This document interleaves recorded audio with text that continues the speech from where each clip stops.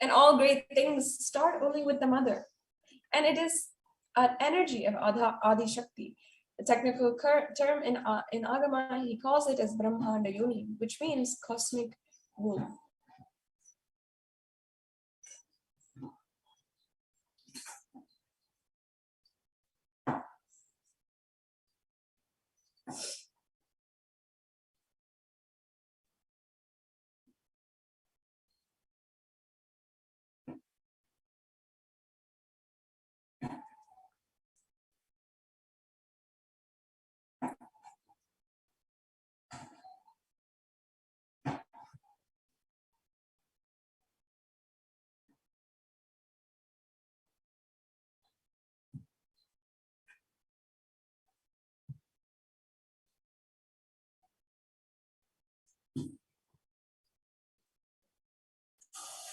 Out of her extreme love and compassion, Parashakti herself is manifesting through the embodied form as the Nijavatara of the Supreme Pontiff of Hinduism, gracing us, answering all of our questions, attending to our prayers, giving boons and healing us, revealing our past, present, and future, delivering profound spiritual truths, and ultimately giving us the experience of Paramashivoham itself.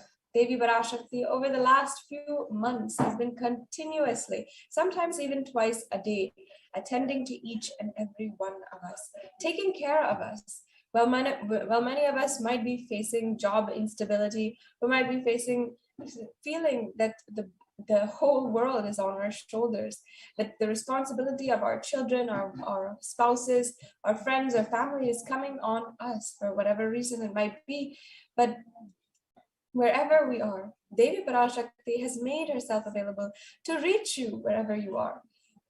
And you can continuously be graced with the blessings of Devi Parashakti. In her words itself, she is giving us a sacred technique to come out of the negative effects of some planetary movements, the Navagraha doshas. Devi Parashakti says, take the Atmalinga, keep it in your Sahasrara chakra and meditate on the Navagrahas, who are the manifestation of Paramashakti, Parameshwari. Connect with yourself with the Navagrahas now. All the grievances will leave. The powers of Navagrahas will get manifested. In the form of sound of this Navagraha Sukta, Annai Parameshwari Parashakti, Paramashakti, Navagraha Nayaki will manifest in all of you. For the great grace of Navagrahas to overflow in all of you, she will do good grace. And Devi Parashakti continues. During this Akashic reading was very, very profound, powerful Akashic reading by Devi Parashakti just a few months back, where she had announced this, she had given this as a declaration to the whole world, and then led us into a very deep initiation where we had listened to the Navagraha Suktam. And Devi Parashakti continues, I am bestowing with good grace, overflowing in Shivamaya, Mother. Parashakti in the form of Navagrahas overflowing is a great grace that does good to the world, doing good to all of you, destroying all the bad. But Mother, I am bestowing with great grace.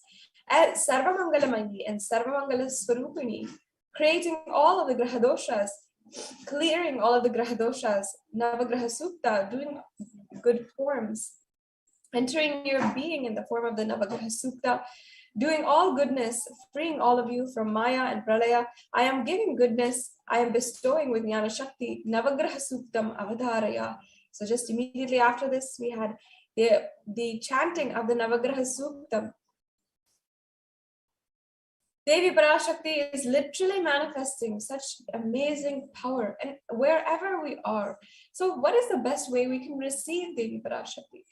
Literally, you are seeing Paramashiva and Parashakti at that moment. She is there in your screen. So always receive her very traditionally. This is by the Supreme Pontiff of Hinduism. The Supreme Pontiff of Hinduism instructs, keep 2 betel leaf, 1 banana, 1 betel nut, and 1 coin in front of the screen. Watch Devi. Coin is considered to be a traditional dakshina, and it can be the lowest value. In India, it can even be 1 paise. In the USA, it can even be 1 cent. I'm not trying to monetize. Keep your 1 cent, it is okay. So for 100 days, if you have darshan, it will add up to $1. In India, even 1 paise is okay. The Supreme Pontiff of Hinduism continues. You can offer that to Devi and then take the banana, the betel leaf, and the betel nut as a prasadam. And collect those coins and send it to the LA temple. This betel leaf, the betel nut, may look too small, but in a few days you will see how much it adds to your sentiment that really she is there. You will not take Devi Darshan for granted. Rituals will break unconscious, monotonous mentality and lifestyle and remind you and raise you to the powerful cognition. It will break your unconscious behavior. And in the next slide, you'll be able to see the different samples of the betel nut, the betel leaf, the banana, how the plate is arranged traditionally. You can also arrange for an option is kumkum, bangles, red glass bangles, a blouse piece. All of these are different items that we keep in the tambulam, especially when we're receiving Devi Parashakti herself. But the most necessary is the betel leaf, the betel nut, and the dakshina, the coin, and as well as the banana. So you can see a sample plate here. You can also keep some flowers and decorate the altar that you have, and also decorate the plate. And this is enough for you to simply be able to get through your monotonous, unconscious behavior.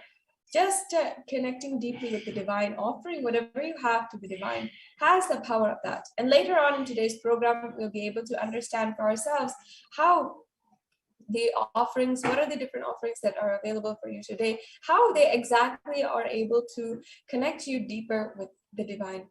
So now we're coming to a conclusion of this segment in today's program, and we'll be entering into the next segment, which is the Akashic reading.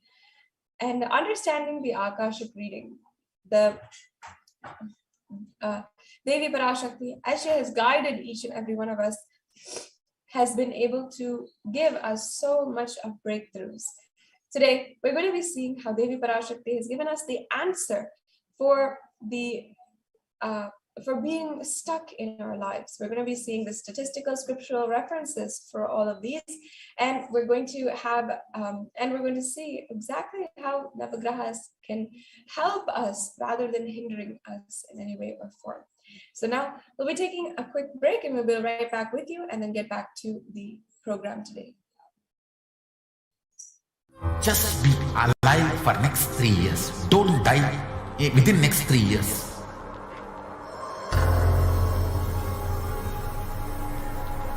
Just don't die within next 3 years. Be alive, somehow be alive. I'm working sincerely. I will reach you somehow. Somehow I will reach you. It's my commitment to humanity.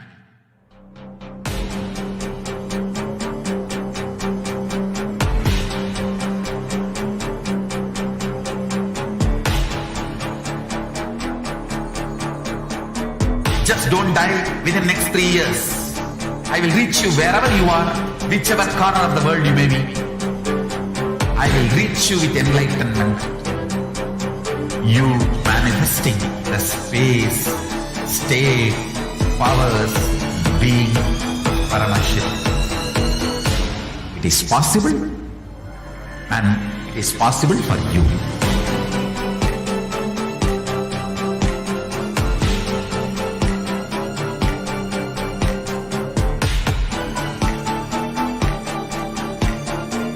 Paramashiva will reach you with enlightenment science.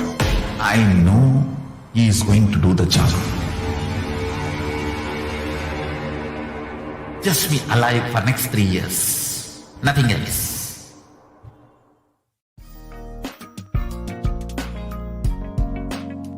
We get you help. We get you ability to build beautiful relationships in your life. We get you direct spiritual support, and we make sure you become wealthy.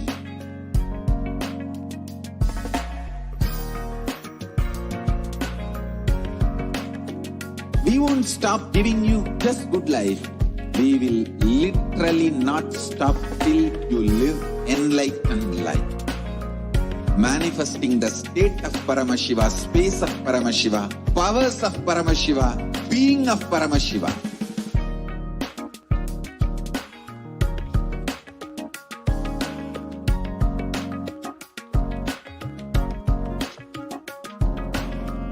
Whole world should become e-Kailasian. Yes, welcome back after that quick break. Now let's get into the program and understand about the Akashic reading, the revelations made by Devi Parashakti. In the Guru Padaka Stotram, Adi Shankaracharya, enlightened beings ever lived. The very first verse describes how the sacred seat of the Guru is a boat that helps us across the samsara, seemingly endless ocean of suffering. And now we'll be chanting verse, each and every one of us to listen. Beautiful truth that Adi Shankaracharya saying is written.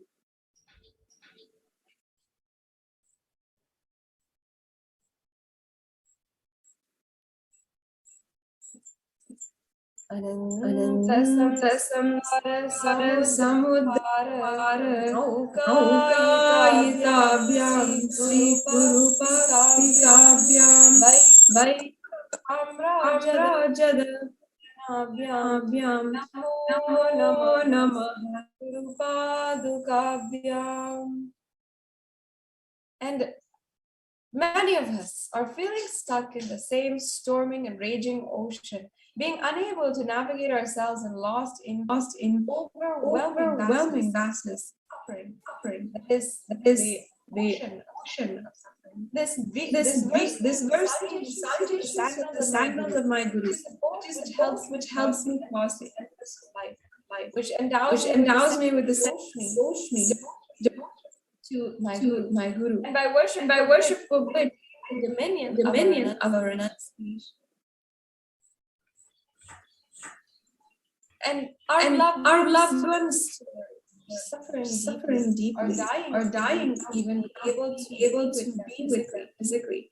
Natural disasters, the lands taking over, making millions across states, and social institutions, including the health institution and the education system is crumbling. And the whole humanity looking for hope, solve this situation. It's at this time that the Supreme Pontiff of the cosmic superconsciousness, out of his love and having taken the responsibility, the superconscious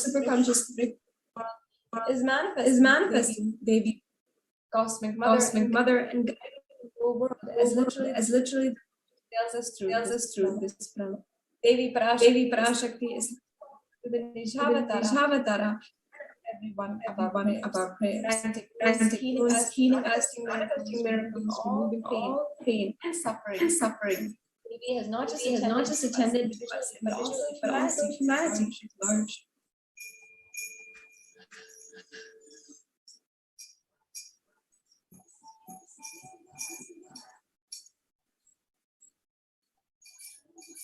And Devi has got the form of the revelations. Sanatana Hindu Dharma. Join us regarding global COVID pandemic, natural fires, flood, and even the twisted human underground wars, which have not yet found common knowledge.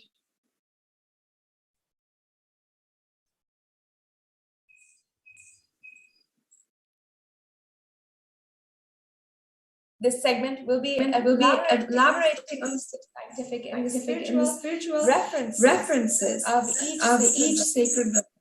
Emerge from Devi Parashakti, how people are feeling stuck across the globe, and how meditating on the Navgrahas, planets, to the planets in Dharma is the solution to that feeling stuck. So now let's get into it. The revelation of Devi that we're going to be planning today.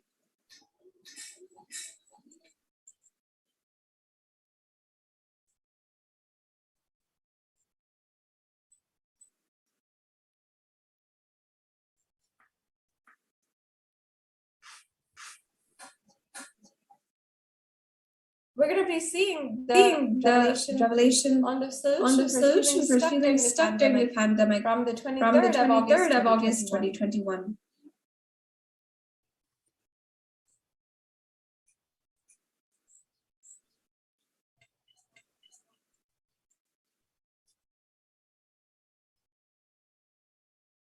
And you can share this solution. You can share that we are going to be sharing these solutions and what the Supreme Context has provided on social media. Make sure Meditate on Navagrahas. They will remove your feelings stuck. Listen. Feeling stuck in the life is due to pralaya. Everyone all over the world is feeling stuck in the life. Meditate on Navagrahas. Connect with Navagrahas. Pray to Navagrahas. You will be free from the suffering of feeling stuck and insecurity. Om. Om. Yes.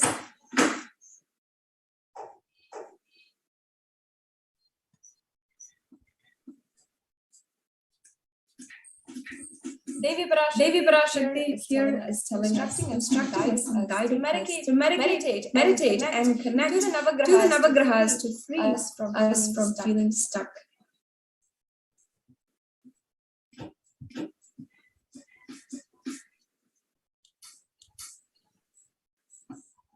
And now let's see what Devi Parashakti revealed once again.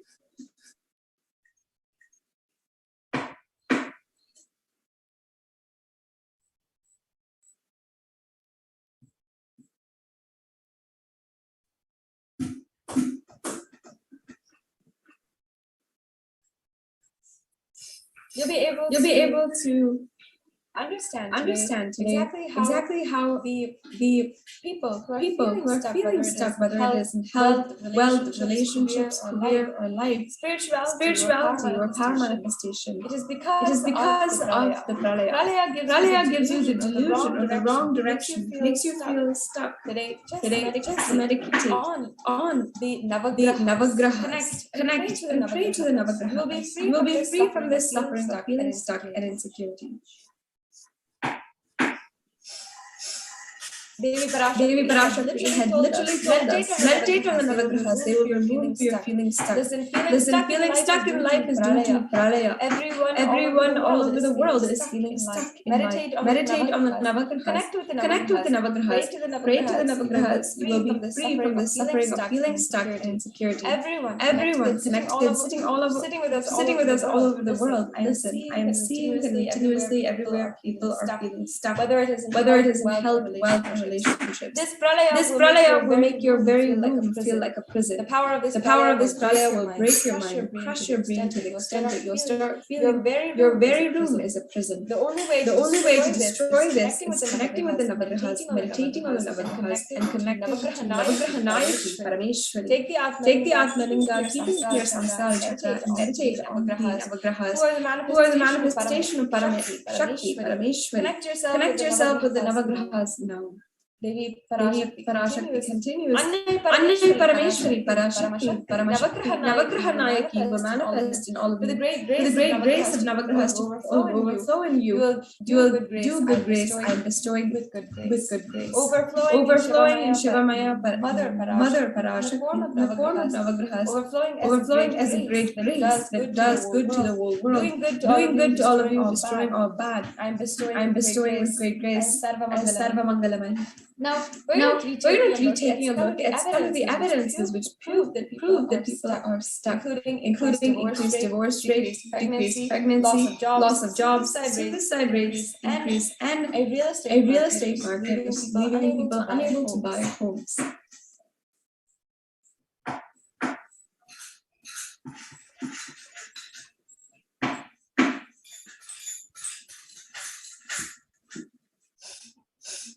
As you can see here, we're looking at an article from BBC on why the pandemic is causing the spike in breakups and divorces. Divorce rates are increasing all over the world, and relationship experts warn the pandemic-induced breakup curve may not have peaked yet, so it's still going on. For other couples, the increase in mental health problems linked to the pandemic is playing a role in breakups. And we're seeing that COVID-19 pandemic is tearing families apart. Leading British law firm Stewart's launched 122% inquiries about divorce between July and October compared with the same period last year. SIPK search for online advice has a 34% increase in sale of basic divorce agreement.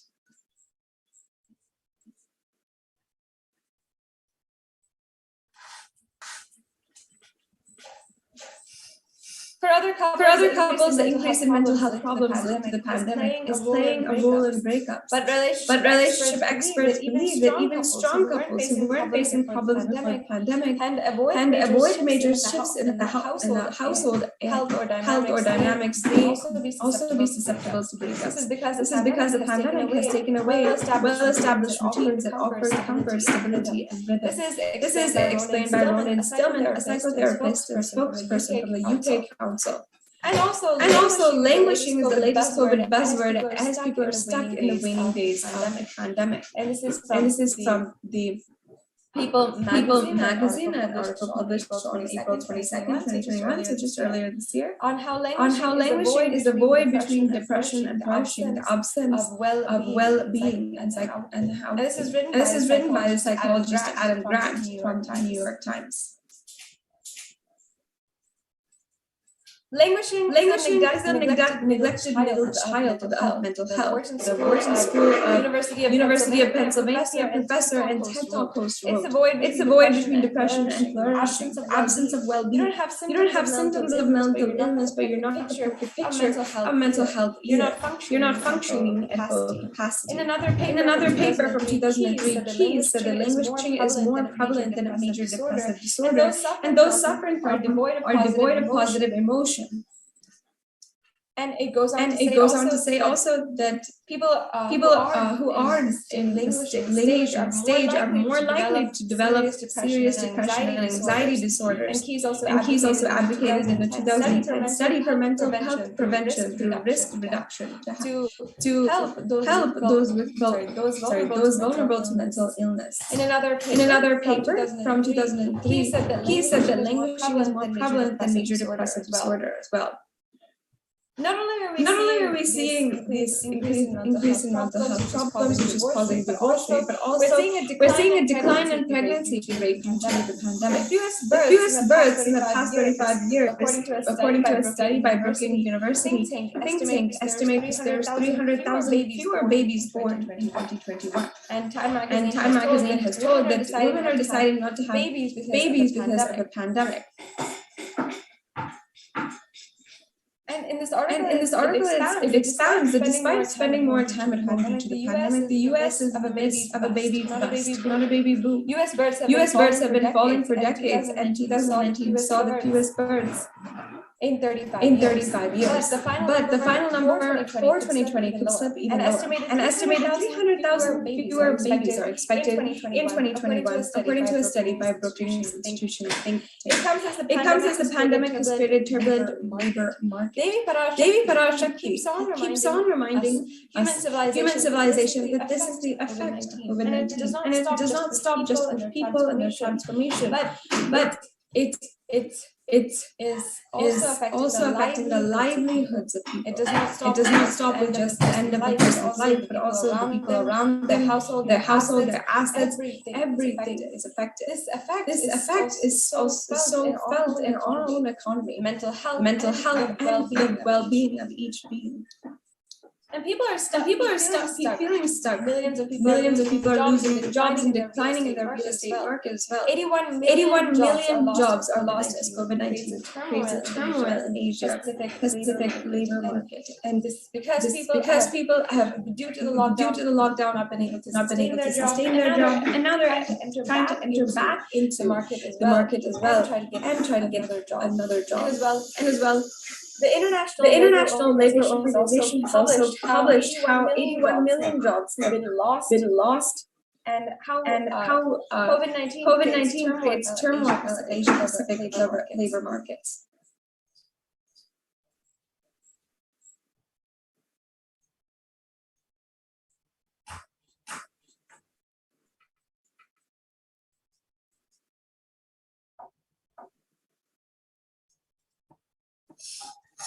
And as well, we have here a Federal Reserve Bank of St. Louis that says the impact of COVID-19 on the residential real estate impact of COVID-19 significantly affected the U.S. residential real estate market during the spring months. Because of health concerns, the stay-at-home orders and the economic uncertainty, many metro areas experienced a noticeable drop in home sales. In April and May, nationwide home sales dropped to their lowest levels since the housing and financial crisis that began in 2007. And here we're seeing the Pan American Health Organization, where it says the COVID-19 pandemic exacerbates suicide risk factors.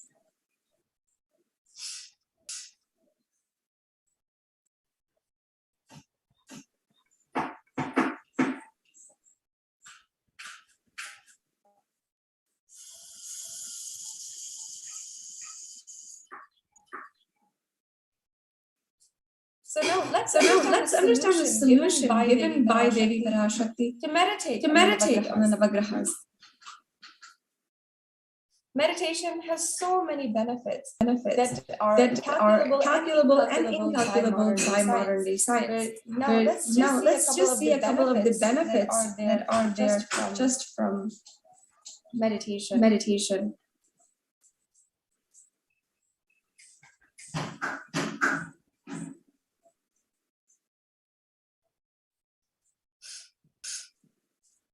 Here you can see the 12 science-based benefits of meditation published by Healthline. One, it reduces stress, controls anxiety, promotes emotional health, enhances self-awareness, lengthens attention span. It may reduce age-related memory loss. It can generate kindness, make it help fight addictions, improve sleep, and helps control pain, and it can decrease blood pressure. According to the Cambridge University Press Public Health Emergency Collection, the benefits of meditation and mindfulness practices during times of COVID crisis, such as COVID-19, are actually immense. It says that meditation and mindfulness are practices that can support healthcare professionals, patients, carers, and the general public during a time of crisis, such as the global pandemic. While there are many forms of meditation and mindfulness of particular interest to the healthcare professionals. Also, Everyday Health from December 2015 has also published that meditation can offer a bigger sense of purpose in your life, a connection to a greater power or truth. It can provide social support through practicing your spirituality. It can lift the spirit, activities related to your spiritual practice or community. It can help you cope with difficulties spiritually or religion. And in September 2015 report published by Health Psychology found that when researchers followed 191 people who reported feeling spiritual peace and connection, had literally been able to see how their congestive heart failure for 4 or 5 years had been able to see drastic changes in the symptoms. And who also made some healthy lifestyle changes were significantly more likely to live longer than their peers.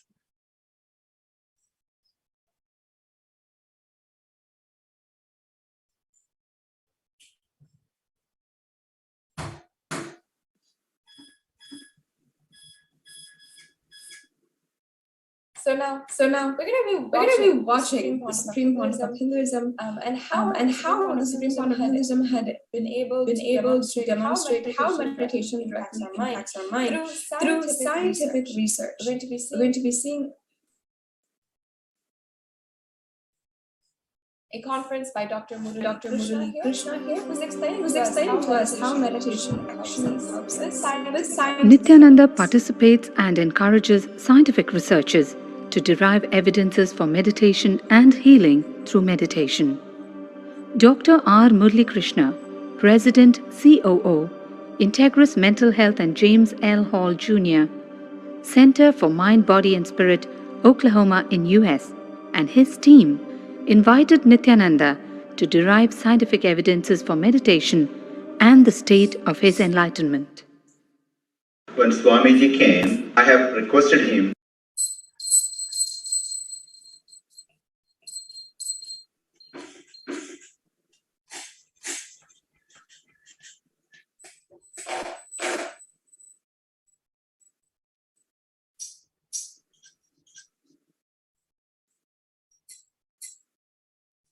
to do one thing. I asked him, would you be willing to undergo some scientific investigation of the meditation process? He very cheerfully agreed without one complaint. He went for 3 repeat sessions for PET scanning and 3 repeat sessions for quantitative EEG sessions. And these are really not very easy tests to go through. It requires a lot of patience and a lot of willingness to do that. So we did that. Because if a meditation process is doing something to your brain, we should be able to detect that. Scientific findings are verifiable. They are replicable. You can replicate them, duplicate them. So Swamiji went through those sessions and we found some interesting findings. In PET scan, they inject a radioactive dye which goes and sits in parts of the brain that are active. In the normal, non-meditative state, the brain is very active. And when we are seeing someone, the rear end of the brain, the visual cortex, is very active, as shown in the diagram. Usually the brain is so active, there are 100 billion brain cells there. But what meditation does is something very interesting. It shows the frontal lobes getting more active. The frontal lobe is where you have judgment, wisdom, reasoning. Here are some of the brain scans I'm going to share with you. This is alert, non-meditative state. The second one is 30 minutes into 30 minutes meditation. Look at the frontal lobes, how they light it up. They light it up big time. 60 minutes of deep meditation, and here is a deep, deep level of meditation where it lights up significantly right here. Right in the middle. Probably 1.5 inches, 2 inches deeper.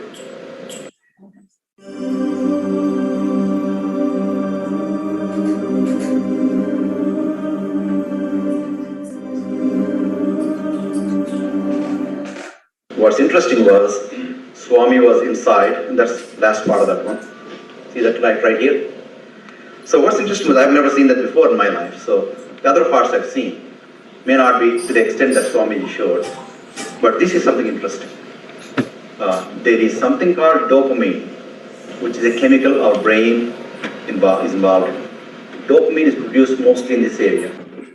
And when you have any pleasurable feeling in your body, it is mediated through dopamine. It's a nerve receptor. It's a chemical that transmits messages of pleasure. It basically evokes pleasure. If you eat, the same thing is with visual pleasures you have. Beautiful people, beautiful sceneries, nature, whatever gives you pleasure. It's mediated through dopamine. Everything that human being experiences is about dopamine. But what's interesting is that you and I have the potential to create our own dopamine in a big way. So I named it, for lack of a word in the past, the D spot.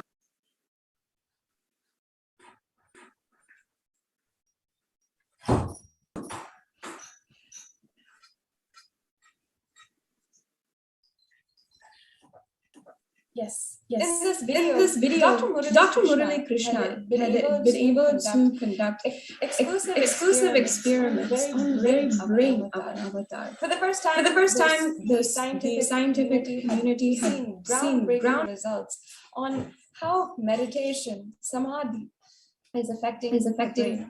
What's exactly going on in the brain during this time. So it exactly shows how so much of scientific evidence is behind the results of the effects of meditation.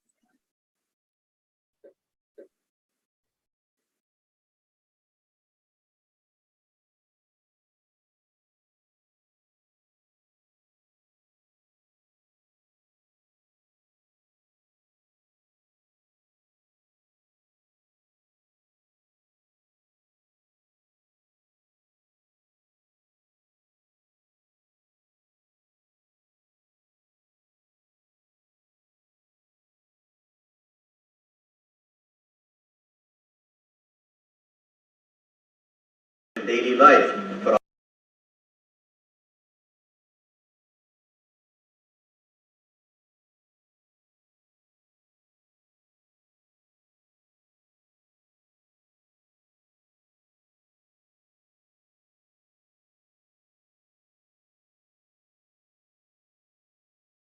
Nithyananda's neurological system can be found in the book Mystic Phenomena, Scientific Data.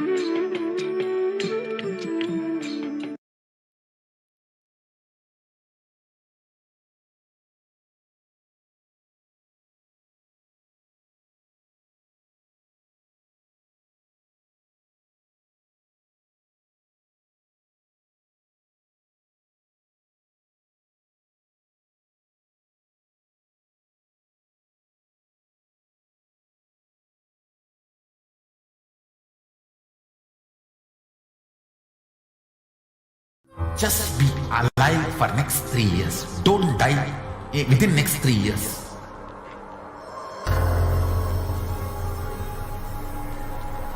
Just don't die within next 3 years. Be alive. Somehow be alive. I'm working sincerely. I will reach you somehow. Somehow I will reach you. It's my commitment to humanity.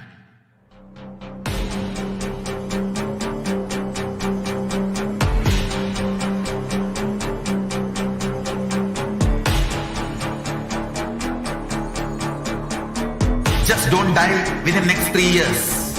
I will reach you wherever you are, whichever corner of the world you may be. I will reach you with enlightenment.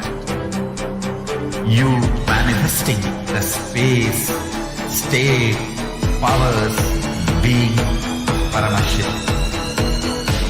It is possible, and it is possible for you.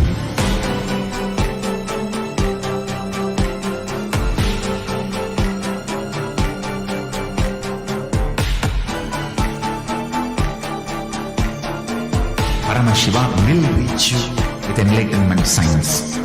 I know he is going to do the job. Just be alive for next 3 years. Nothing else.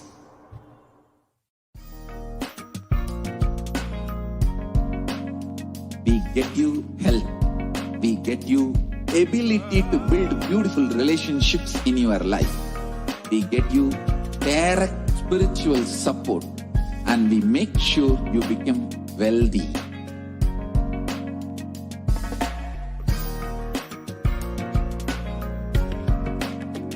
We won't stop giving you just good life.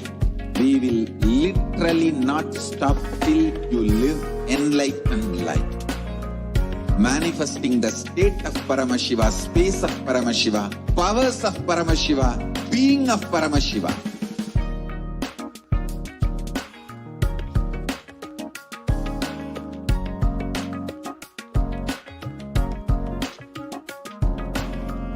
Whole world should become Kailasian. I want the whole world to know Hindus have something great to contribute to the world.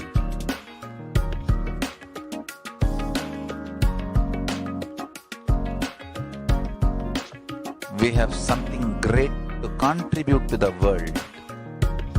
Let us do that.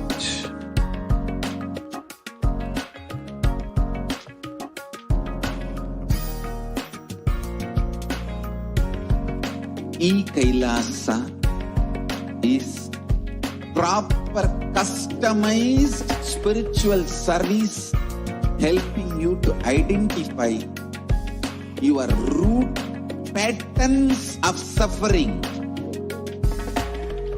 We have perfected the science of helping every individual from every cultural, religious, nationality background.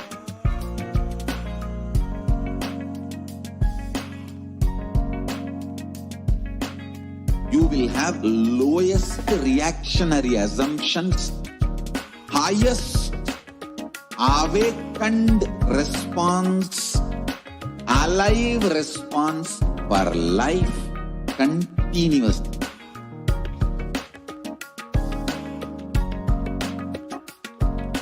Kailasa is enlightenment ecosystem, literally enlightenment itself in your own home, wherever you are.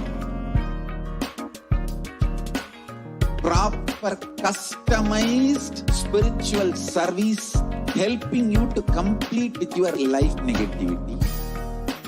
Withdrawal from life, self-hatred, self-denial, self-doubt, so much of tiredness, laziness, we can support you, aligning your diet, your attitude, your aptitude, your understanding about life.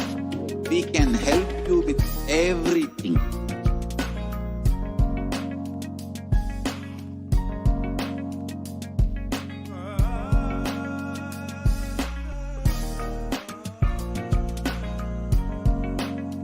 If you are interested in enlightenment, we will immediately bring this to you. If you are not interested, we will explain the whole science, inspire you and make you interested in enlightenment time. We need to cater this enlightenment science to the whole world wherever they are, because enlightenment is the birthright of all human beings.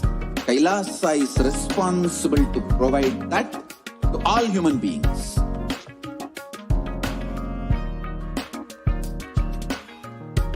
Kailasa is the totality of the knowledge I received from my gurus and practice manifested in my life, perfected by teaching millions of people from all cultures, time zones, backgrounds, genders, nationality, race, from every creed.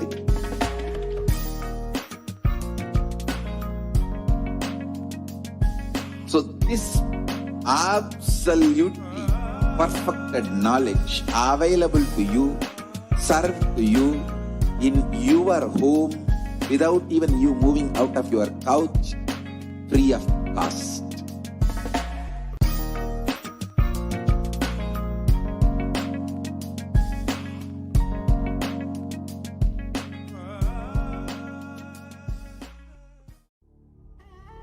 What I mean by the word Kailasa, listen intensely. Enlightenment ecosystem, literally enlightenment itself in your own home, wherever you are.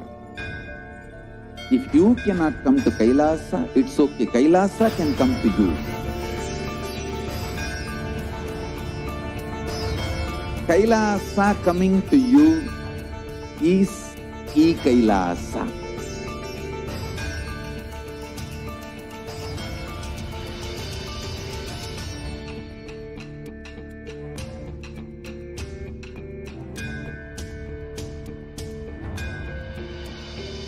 I will revive Hinduism. I am a Hindu revivalist, not by any revolution, but by evolution.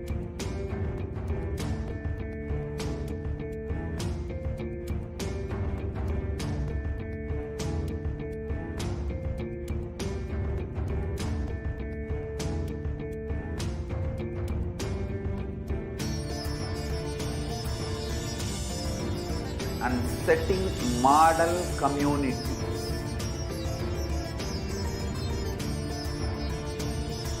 Kailasa, enlightenment ecosystems, Sarvanya Peethas all over the world.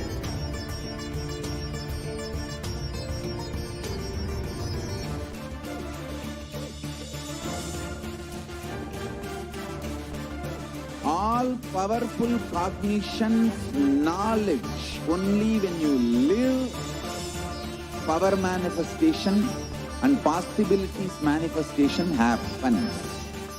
It's a fundamental truth.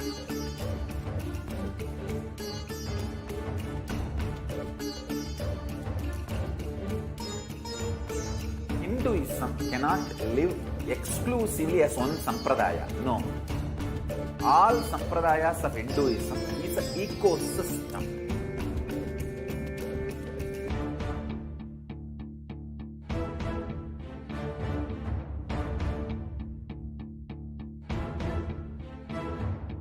So don't keep quiet thinking that if one sampradaya is attacked, only that sampradaya is going to be affected. All of us are ecosystem.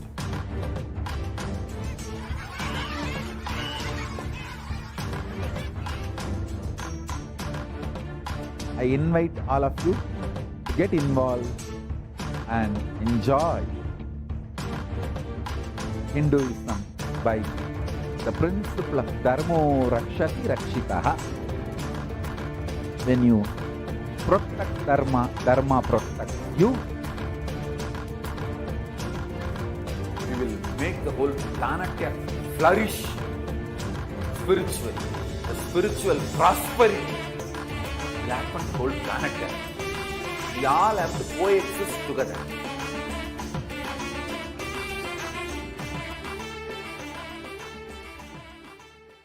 Just be alive for next 3 years. Don't die within next 3 years.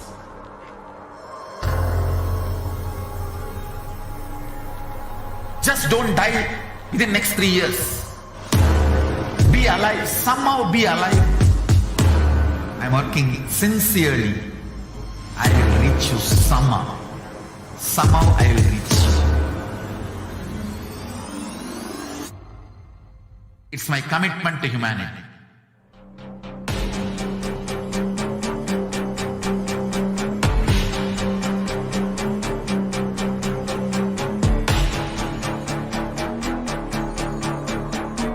Just don't die within next 3 years. I will reach you wherever you are, whichever corner of the world you may be. I will reach you with enlightenment. You manifesting the space, state, powers, being Paramashivoham. It is possible, and it is possible for you.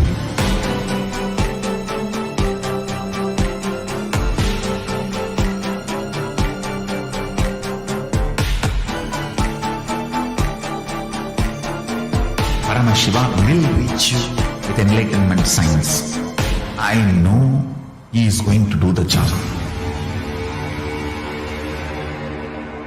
Just be alive for next 3 years. Nothing else.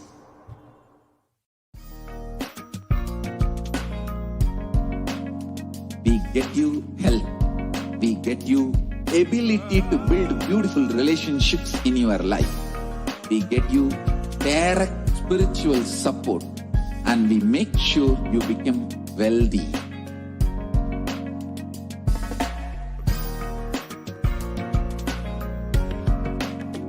We won't stop giving you just good life.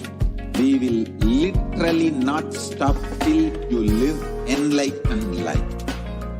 Manifesting the state of Paramashiva, space of Paramashiva, powers of Paramashiva, being of Paramashiva.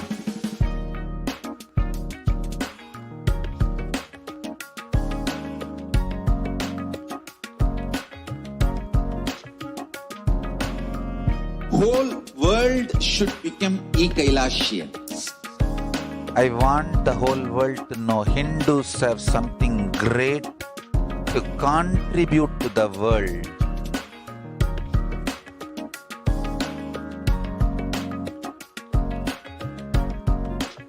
We have something great to contribute to the world. Let us do that.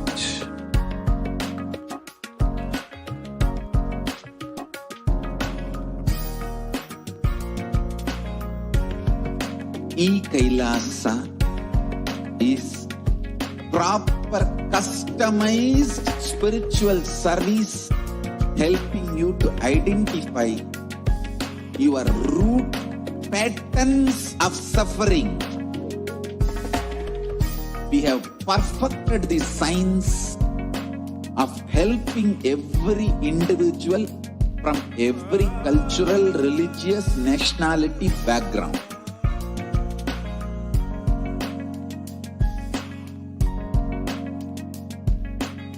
You will have lowest reactionary assumptions, highest awakened response, alive response for life continuously.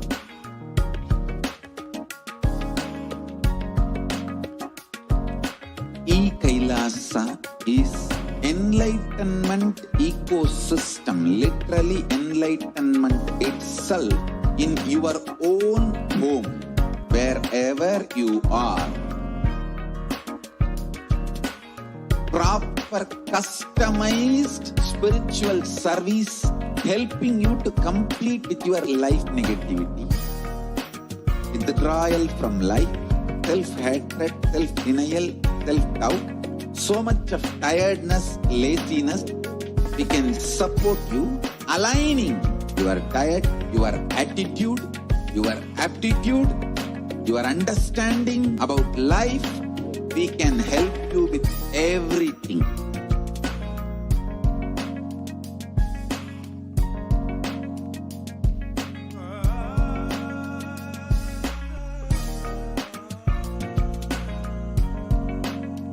If you are interested in enlightenment, we will immediately bring this to you.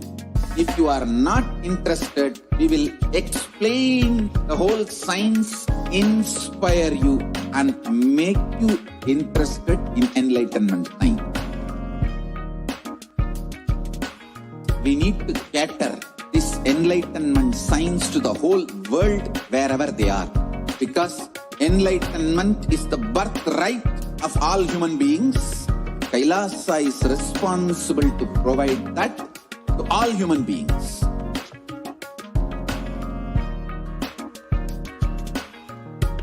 Kailasa is the totality of the knowledge I received from my gurus and practice manifested in my life, perfected by teaching millions of people from all cultures, time zones, backgrounds, genders, nationality, race, from every creed.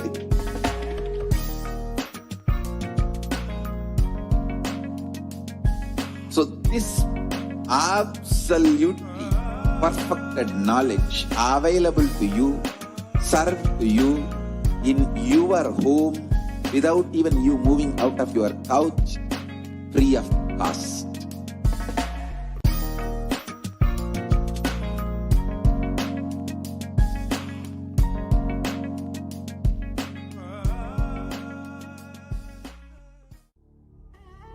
What I mean by the word Kailasa, listen intensely.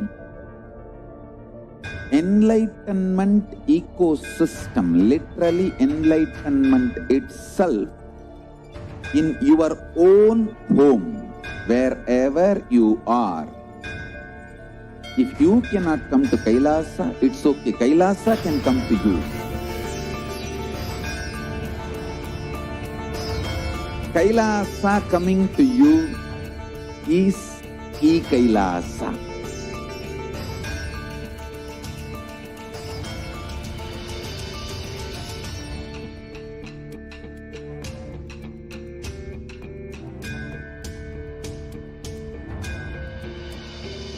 I will revive Hinduism. I am a Hindu revivalist, not by any revolution, but by evolution.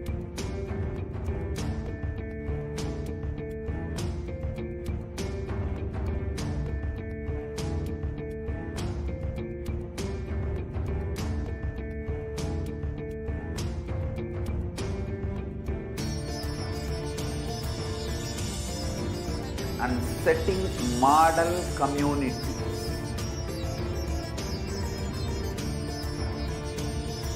Kailasas, enlightenment ecosystems, Sarvanya Pitas all over the world.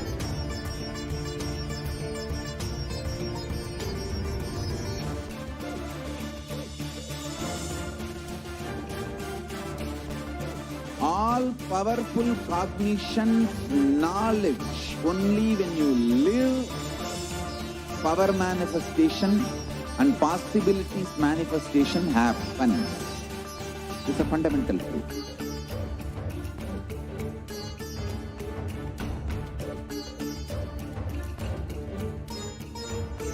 Hinduism cannot live exclusively as one sampradaya. No.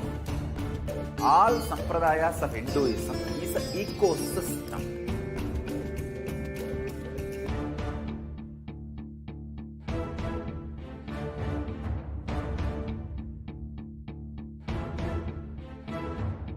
So don't keep quiet thinking that if one sampradaya is attacked, only that sampradaya is going to be affected. All of us are ecosystem.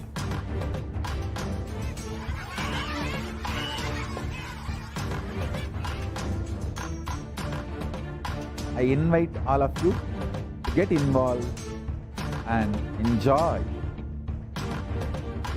Hinduism by the principle of Dharmo Rakshati Rakshitaha. When you protect Dharma, Dharma protects you.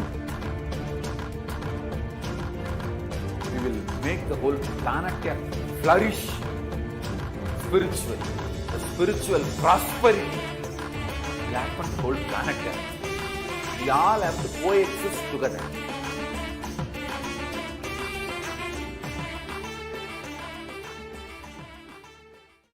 Just be alive for next 3 years. Don't die within next 3 years.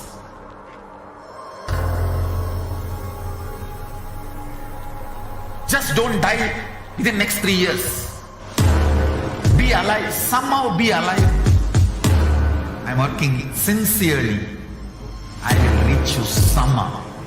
Somehow I will reach you. It's my commitment to humanity.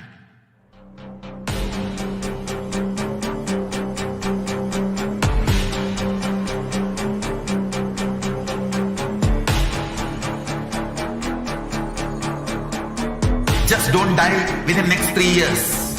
I will reach you wherever you are, whichever corner of the world you may be. I will reach you with enlightenment. You manifesting the space, state, powers, being Paramashivoham. It is possible, and it is possible for you.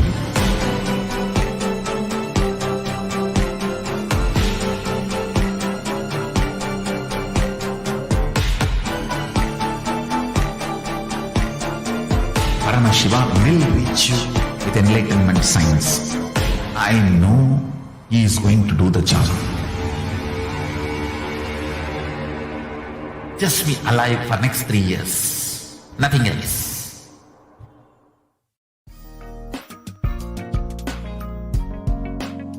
We get you health. We get you ability to build beautiful relationships in your life. We get you direct spiritual support, and we make sure you become wealthy.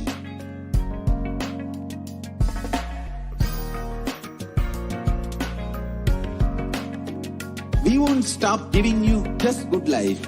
We will literally not stop till you live enlightened life. Manifesting the state of Paramashiva, space of Paramashiva, powers of Paramashiva, being of Paramashiva.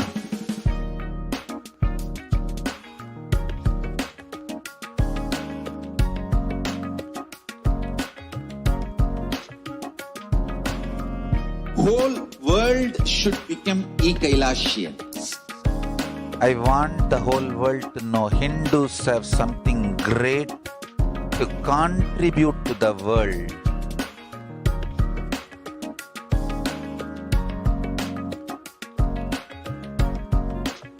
We have something great to contribute to the world. Let us do that.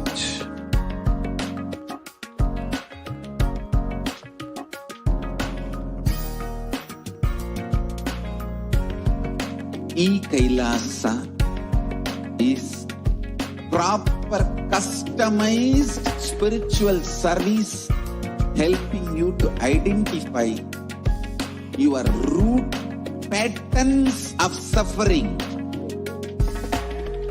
We have perfected the science of helping every individual from every cultural, religious, nationality background.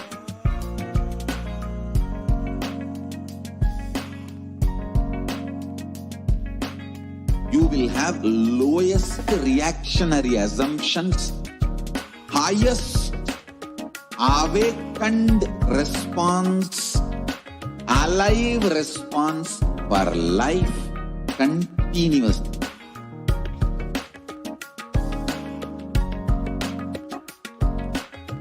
Kailasa is enlightenment ecosystem, literally enlightenment itself in your own home, wherever you are.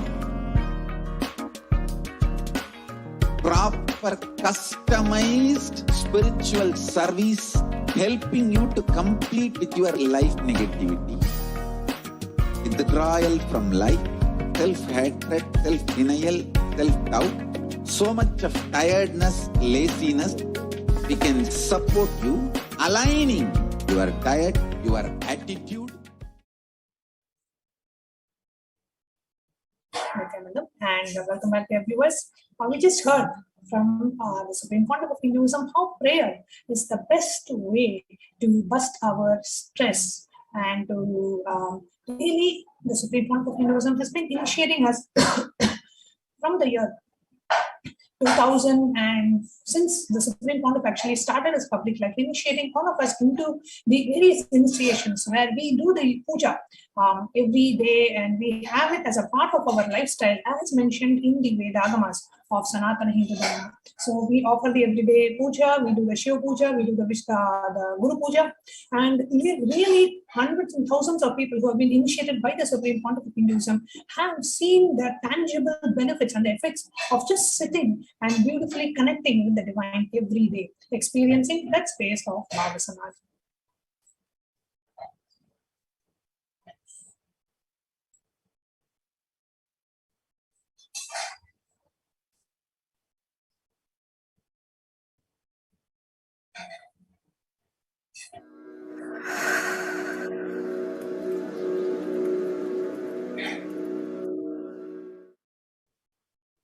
If you are not allowed to do yoga, made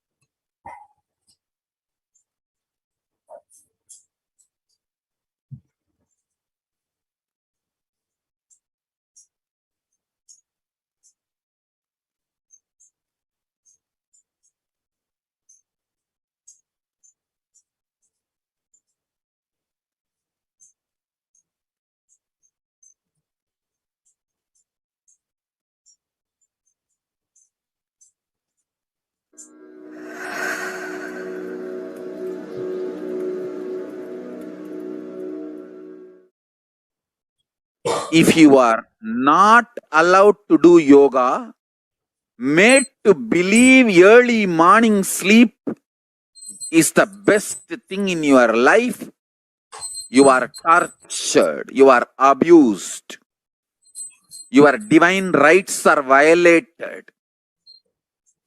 If you are constantly inspired to do yoga early morning, Brahma Muhurta time, and everyday puja, sit that 30-40 minutes and melt down by feeling connection. Understand, nothing can be compared to prayer to bust your stress.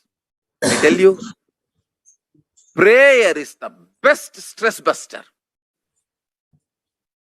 Deep feeling.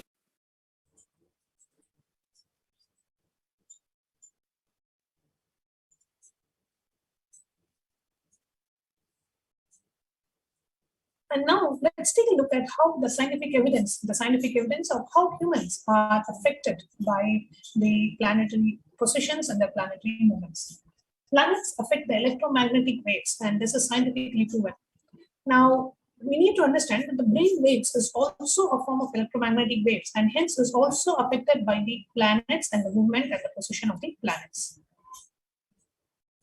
This is what in the Vedic science we call it as a Vedic astrology. The ancient rishis of Vedagamic tradition, the ancient Vedagamic civilization of Sanatana Hindu Dharma, have given a very clear science of predicting the course of a person's life in what we call as the Vedic astrology, how the time of the person's birth actually determines the course of his life. And however, a few thousand years later, today science is slowly catching up with this knowledge and with this fact that the human beings are affected by the planetary positions. And in the upcoming slides, we will be presenting to you about how this information, how human beings are actually affected by the planet, and how this, and then we will also be sharing with you about the revelations by the Supreme Pontiff of Hinduism on how we can align ourselves and how we can first of all get out of the feeling stuck mentality, and also how we can utilize it for our benefit to manifest what we want in our life.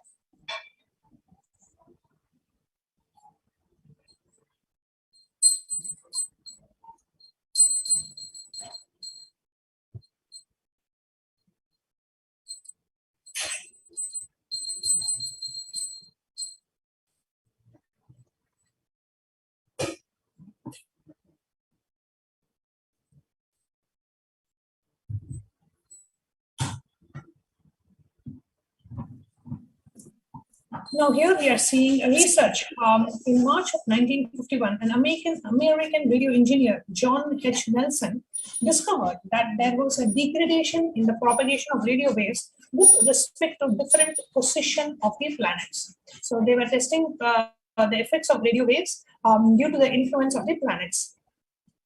So based on the position of the planets and the different angles from the planet is situated in, they studied the degradation in the propagation of radio waves. Now, what has radio waves to do with humans? Well, radio waves, as we know, is a form of electromagnetic waves. Now, even human brain emits electromagnetic waves, which are better known as the brain waves. So, radio waves is a form of an electromagnetic wave, and the brain waves are also electromagnetic waves.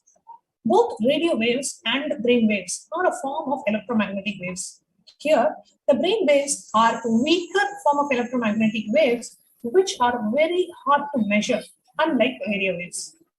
The brain waves doesn't have any interference with radio waves, which are stronger than brain waves. Now, if certain position of the planet in space can cause disruption in the propagation of radio waves, then it can also affect humans. Dr. Percy Seymour, he is a British astrophysicist and astronomer, who has also done his PhD, states that the revolving planets plays a very important role in the development of the fetus and in the brain development. So the planets do affect our brain waves, and the brain waves are a form of electromagnetic waves, and by studying the radio waves and the degradation and the propagation of the radio waves, we come to know how the brain waves are also affected as well. Geomagnetism. Now it is observed that the magnetic field of the Earth changes daily and seasonally. These fluctuations in the geomagnetism have an effect on the brain. Thus, geomagnetism plays a major role in brain and the body development of the human fetus, and has an effect on the different organisms too. The revolving planets causes solar activity and which causes geomagnetism. So therefore, solar activity is responsible for geomagnetism, which influences all biological organisms, including humans. It is observed that the solar activity is caused by the alignment of the planets. Thus, the planets play a very important role in the brain and in the brain development.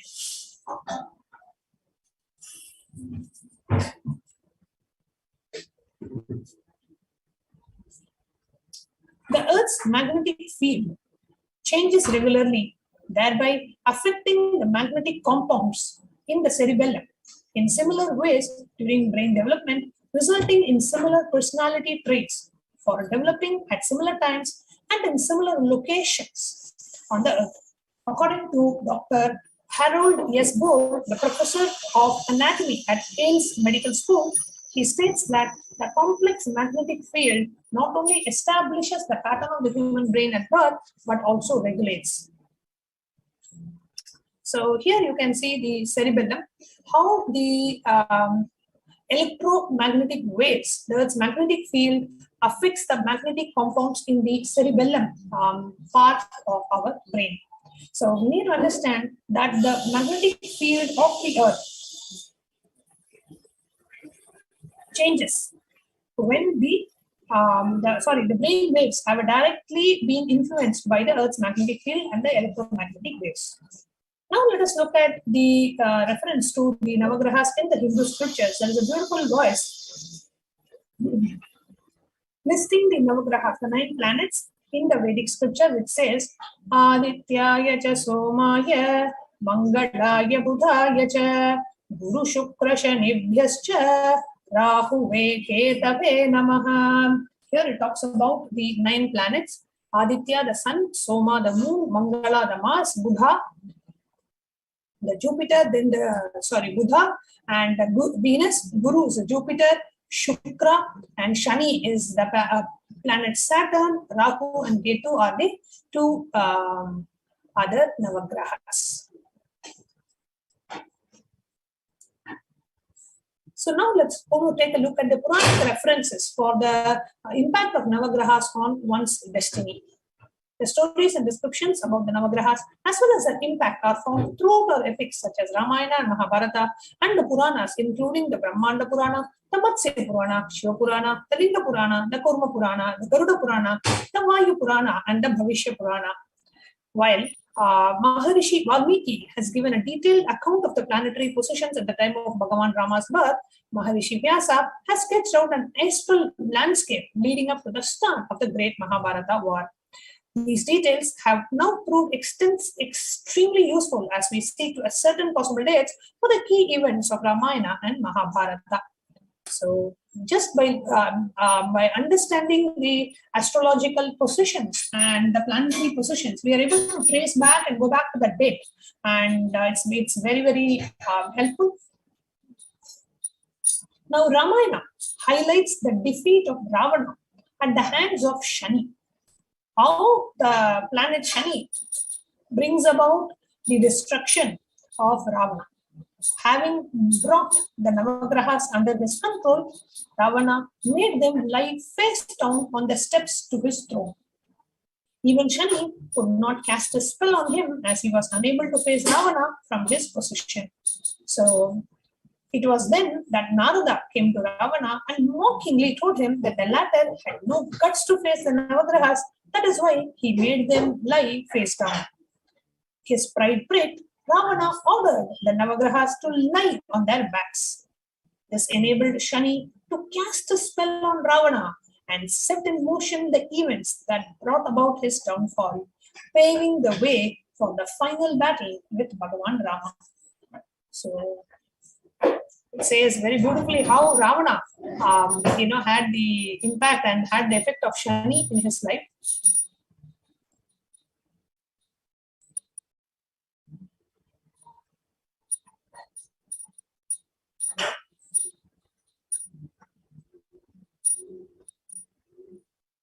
Which led to the great war with Rama and eventually led to his downfall. See, please understand, the Navagrahas, it's not that they do something bad to our lives, no. The planetary positions, the planets and all the Navagrahas, you can pray to them and you can meditate on them, and all the malefic effects of, all these, whatever is happening in our life, right, is an effect of our past actions, our incompletions, our karmas. And it is set in motion with the planetary positions and so many other things. However, when you receive the initiation from the Guru, with the Guru's grace, there cannot be effect of any of the planets in our life. All the planetary effects, negative effects, the malefic effects of the planets, everything gets deleted from your life just with the grace of the Guru. So once you have the Guru's grace, you are beyond everything else. So do not worry at all. Dronacharya, now a reference from Mahabharata. Dronacharya asked Duryodhana to contact Sahadeva, who was the twin brother of Nakula and the youngest of the Pandavas. He said that Sahadeva was an astrologer and that he would be the right person to consent. Duryodhana was surprised and he asked Duryodhana, Dronacharya, how he could ask his enemy for an auspicious date for him to perform the Durga Puja to win the war. So it is basically like, let's say I'm fighting with you. I come to you and say, can you tell me a date so that I will win the fight? It is literally like that. You know, I am waging a huge battle with you. And then I come to you and I say that, you know, can you please tell me which date I should start my fight with you so that I win the war? You know, in today's terms, it seems like, you know, of course I will not tell. Why will I tell for you to win the war? But the dharma, when in Sanatana Hindu Dharma, the way people lived the dharma and the integrity was in a totally different frequency altogether. So here Sahadeva, even though knowing that the Dronacharya is the main key person for even the war to be happening, he tells him, based on Vedic astrology, his integrity to Vedic astrology, standing by his dharma, if anybody asks him, he has to give the right advice. Even though it may be his enemy who's going to bring his own destruction, Sahadeva gives the right advice as per the Vedic astrology. So Duryodhana goes to meet Sahadeva after the later has finished his puja, because Dronacharya says, approach him after he finishes his puja in the morning, he will definitely give you the date. So he said to Sahadeva that although that you are an enemy, I would like to know which date I should start the Durga Puja so that I can win the war. Sahadeva finds out the date as per the Vedic astrology and he tells Duryodhana. Duryodhana is extremely happy that he achieved something and he is very sure of winning the war. However, the Pancha Pandavas are shocked. Now what to do? Sahadeva has told him which day to start the war. Now he is going to do that and that's going to lead to their downfall. Of course, the Pandavas had nothing to worry because they had Bhagavan Krishna himself on their side. So the Pandavas were sure that Bhagavan Krishna would come up with a brilliant solution to the grave problem they were in. After a while, Bhagavan Krishna smiled and with a twinkle in his eye said that he had thought of something. Bhagavan asked Yudhishthira, Arjuna, Bhima and Nakula not to reveal his plan to Sahadeva. So the following morning, Bhagavan Krishna took all the Pancha Pandavas to a nearby river.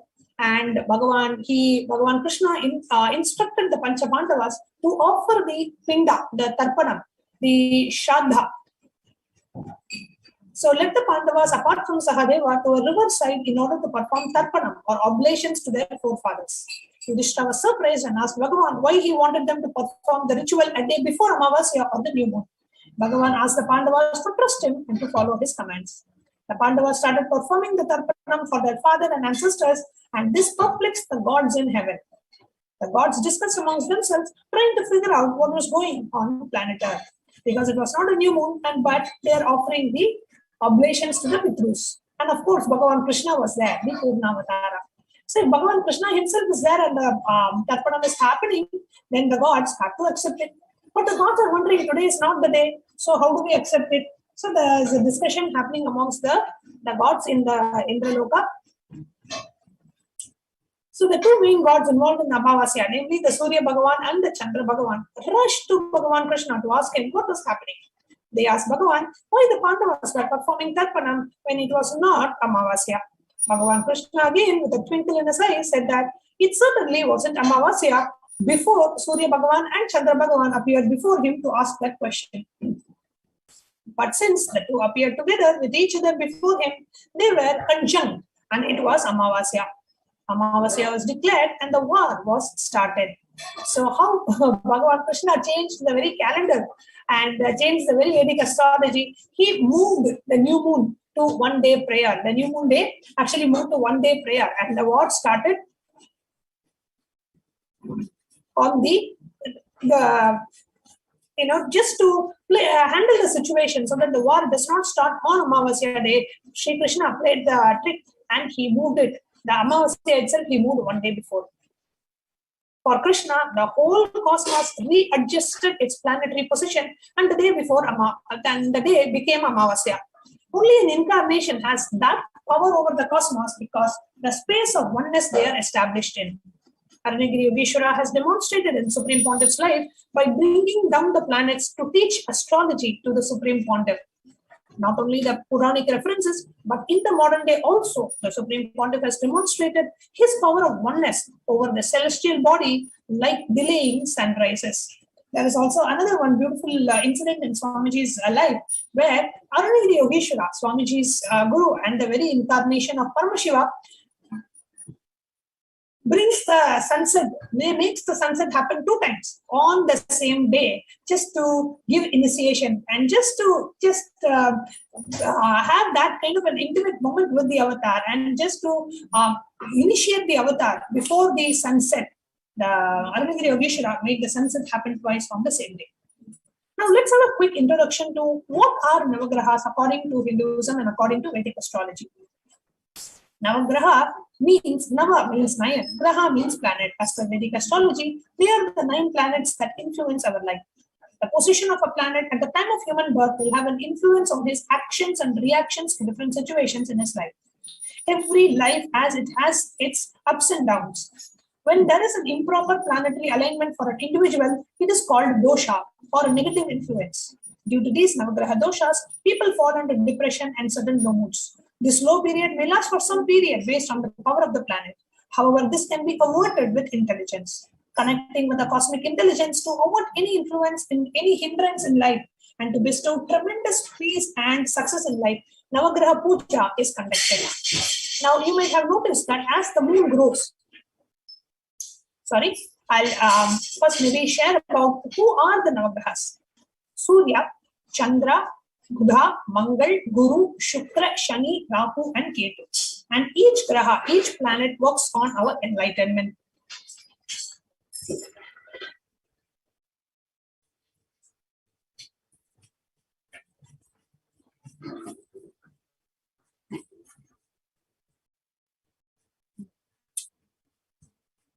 We will also be seeing how to remove the doshas, the Navagraha doshas, all the ill effects or the negative influence of the planets in our lives, and what Supreme Pontiff of Hinduism has revealed about the Navagrahas and the Vedic astrology.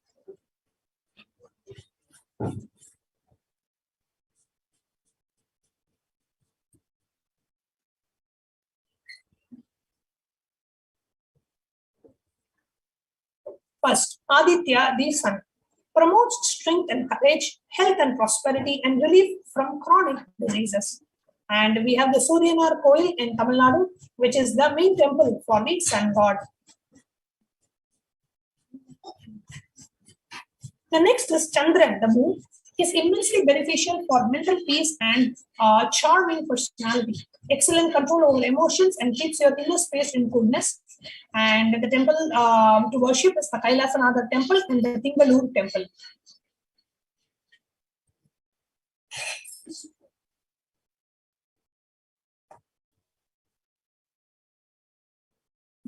The Vedic astrology is actually such a vast topic, and there's so much to learn about the Vedic astrology. It's a very interesting science, and how just based on the birth of a person, how the entire the sequence of events in his life is predicted, and you can be prepared, and you can also consciously change the effects and consciously change your life to manifest what you want.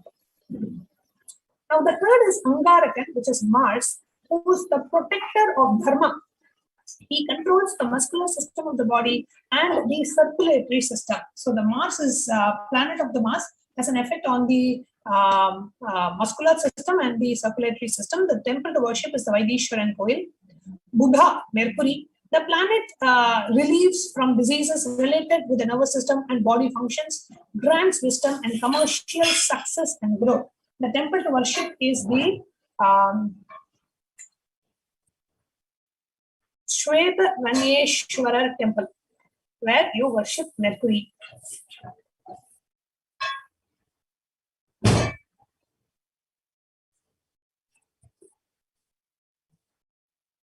The next planet, Navagraha, we are going to see is Guru, who is Jupiter, represented by Jupiter. He is the master of all grahas. The temple to worship is Apat Saha Eshwara Kovil and Alangudi temple. Shukra is a Venus. The Venus symbolizes love and passion.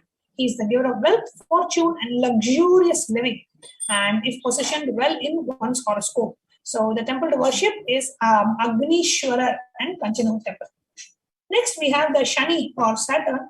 He is very instrumental for reducing the intensity of hardship caused by adversities. The temple to worship is Tirunallaru temple.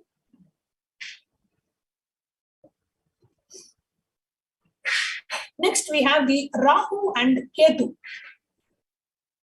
in the Navagrahas.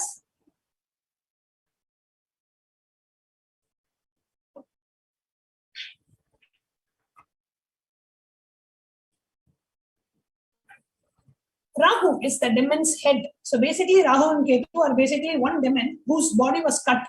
So the head is separate and the rest of the body is separate because that this demon consumed the Amrita, the nectar of immortality. So when Rahu is affected, one faces severe miseries and obstacles in the way of success. And the temple to worship is Tirukeshwaran temple. Then we have Ketu, which is the demon's tail, representation of the karmic collection of both good and bad, spirituality and supernatural influences. The temple to worship is the Kira Perumpallam Koil. Kira Perumpallam Koil.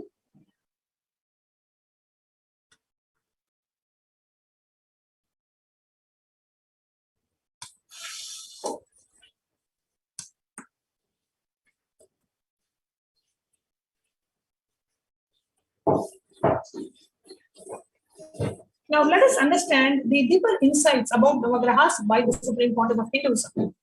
Now the moment the consciousness enters the body, the energy level of the cosmos at the time of birth gets printed in that consciousness. Your inner space gets a print of the cosmic energy level and the position of the 9 major energy centers of the solar system. So literally, you get a blueprint of the cosmic energy level and a blueprint of the planetary positions at that moment. And it gets imprinted, the blueprint gets imprinted in your consciousness.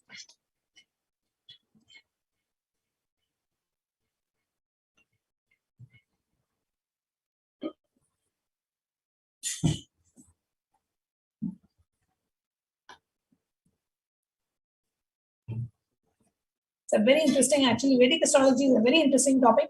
And Swamiji said, like, at least know the basics of Vedic astrology. Not like becoming an expert or something, but at least have basic information. What are the planets, what are the influence, etc. The astrological planets are not only astronomical, they are energies. A particular energy of push and pull exists between them. The different energy positions clearly decide the cosmic energy level during the time of birth.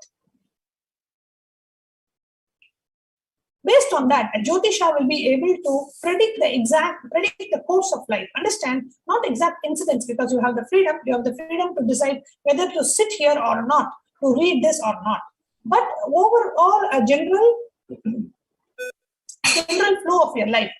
The different energy positions describe the energy level and during the time of birth, and they predict the general course of your life. It's not like exact incidents day by day and scene by scene, but overall, this is how you will be, etc.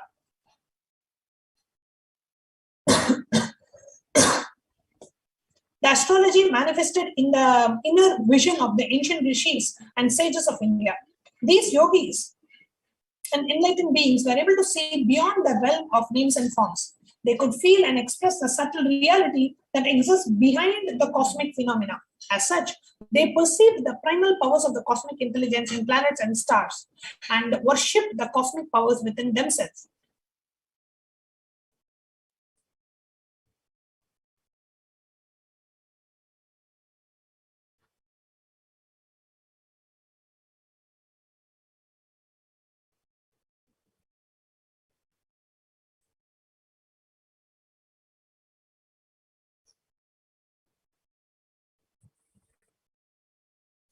And we'll be continuing to share more about the Vedic astrology and how the Supreme Pontiff of Hinduism has revealed more and more about the Vedic astrology after a very short break.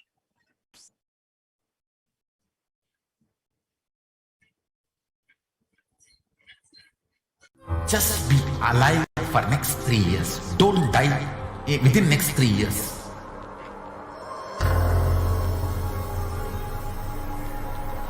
Just don't die within next 3 years.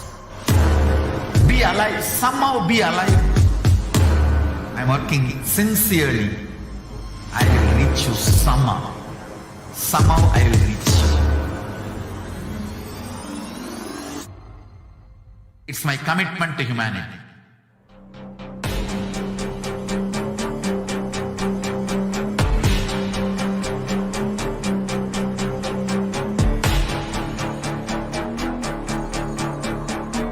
Just don't die within next 3 years.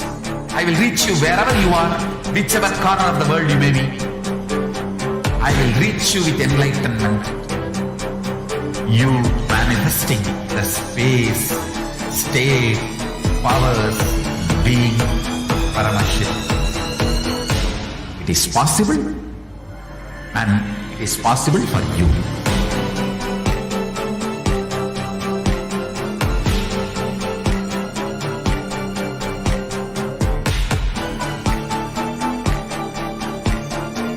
Paramashivoham will reach you with enlightenment science. I know he is going to do the job. Just be alive for next 3 years. Nothing else.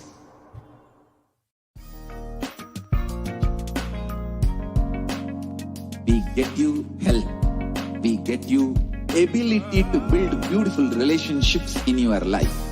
We get you direct spiritual support, and we make sure you become wealthy.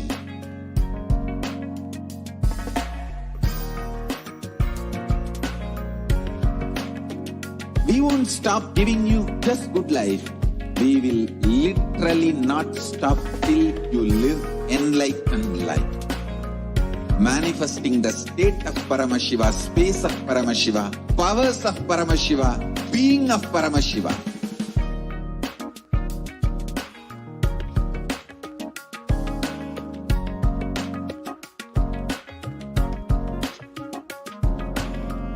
Whole world should become Kailasian. I want the whole world to know Hindus have something great to contribute to the world.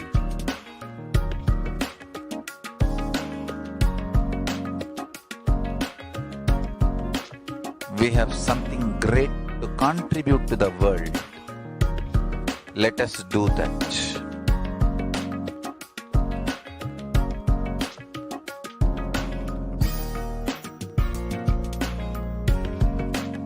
Kailasa is proper customized spiritual service helping you to identify your root patterns of suffering. We have perfected the science of helping every individual from every cultural, religious, nationality background.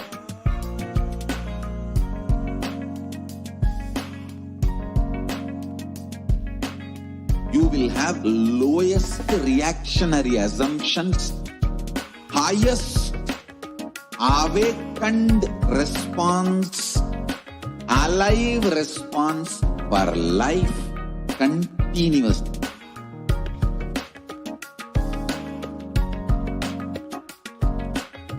Kailasa is enlightenment ecosystem, literally enlightenment itself in your own home, wherever you are. Proper customized spiritual service helping you to complete with your life negativity, withdrawal from life, self-hatred, self-denial, self-doubt, so much of tiredness, laziness. We can support you aligning your diet, your attitude, your aptitude, your understanding about life, we can help you with everything.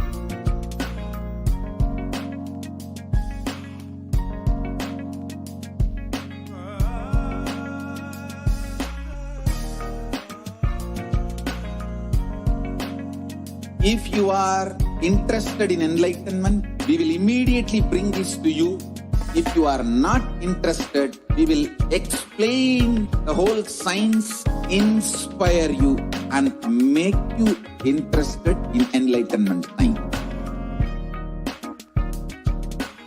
We need to cater this enlightenment science to the whole world wherever they are, because enlightenment is the birthright of all human beings. Kailasa is responsible to provide that to all human beings.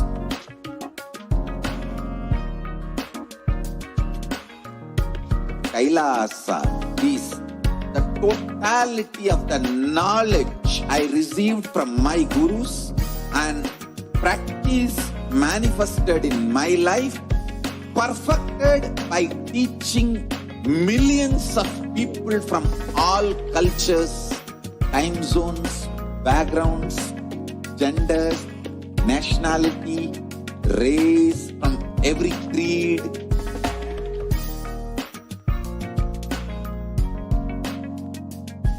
So this absolutely perfected knowledge available to you, served to you in your home without even you moving out of your couch, free of cost.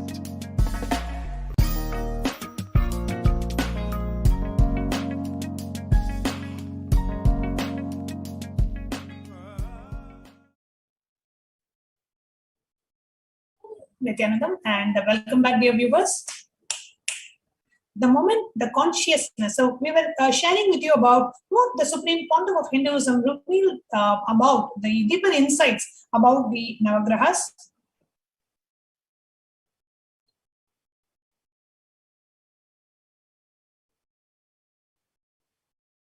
You can just go back to the previous slide, the previous one.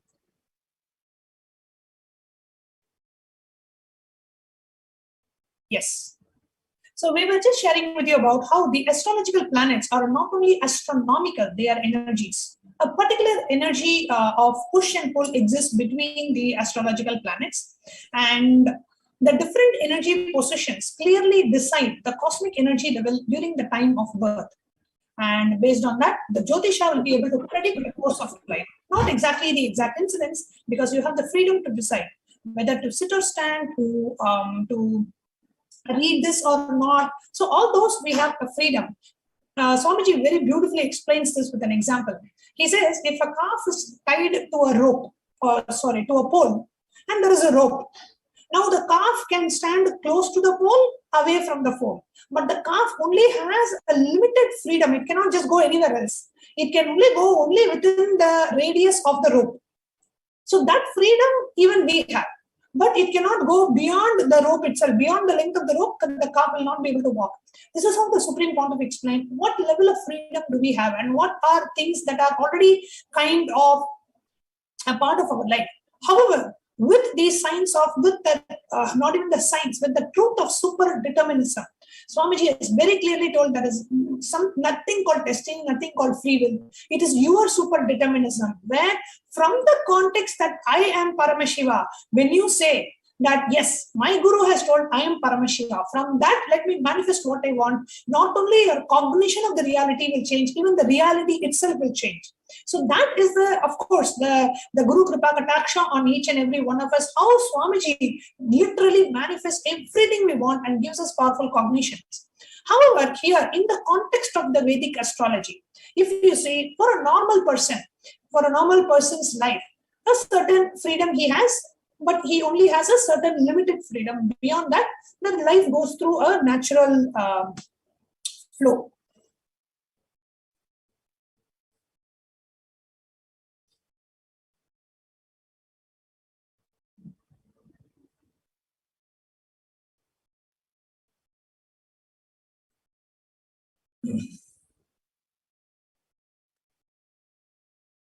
Now, in the upcoming, we will be seeing more deeper insights. So I request everyone to please give your listening and have the basic understanding, because this will reduce, even the basic understanding about Vedic astrology will reduce a lot of suffering in our lives. And actually, once when I joined the monastery, the Adinam, when I was about 26 years, 25 or 26 years of age at that time. And before that, I was actually, before I joined Adinam, I was married actually for a very short time, and then I got divorced.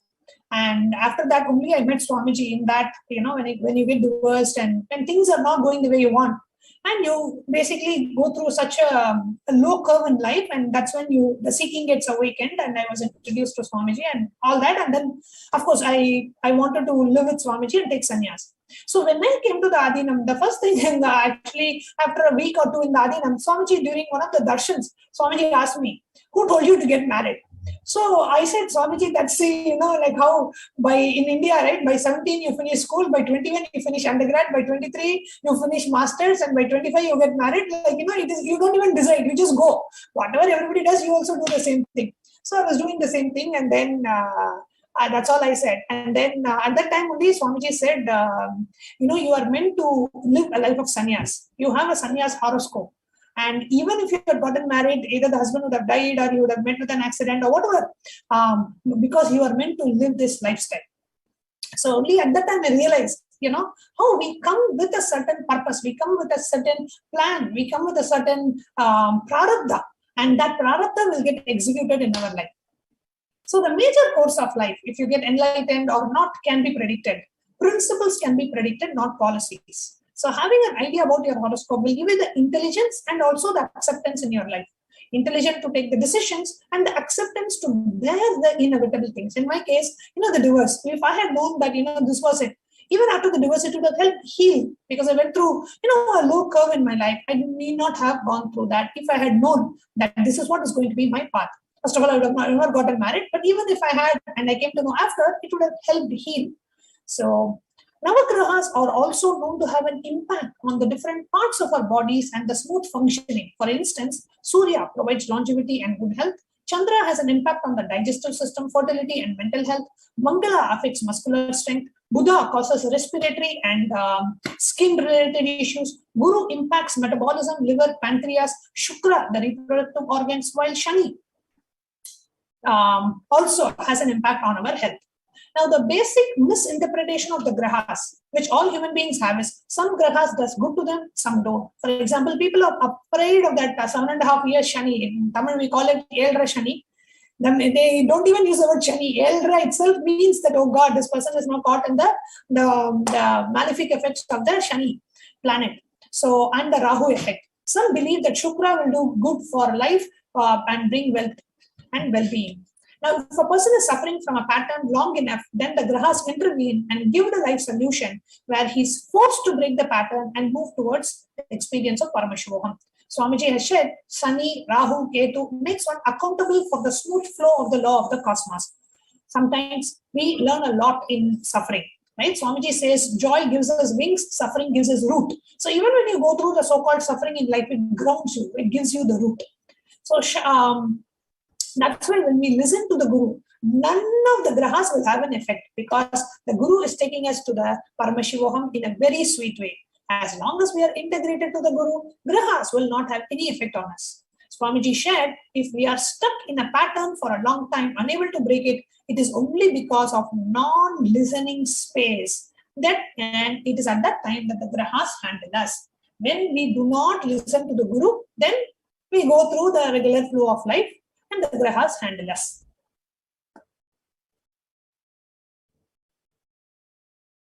Now, let's watch this video on where the Supreme Founder of Hinduism actually has prepared a spiritual alchemy product, which is what we call as a mandala, to nullify the negative effects of the planets and to boost the positive effects that we will have from the planet, so that we can manifest what we want in our life. It's called the Navagraha Mandala, a very beautiful, very powerful spiritual alchemy product created by the Supreme Founder of Hinduism. Let's now watch this video.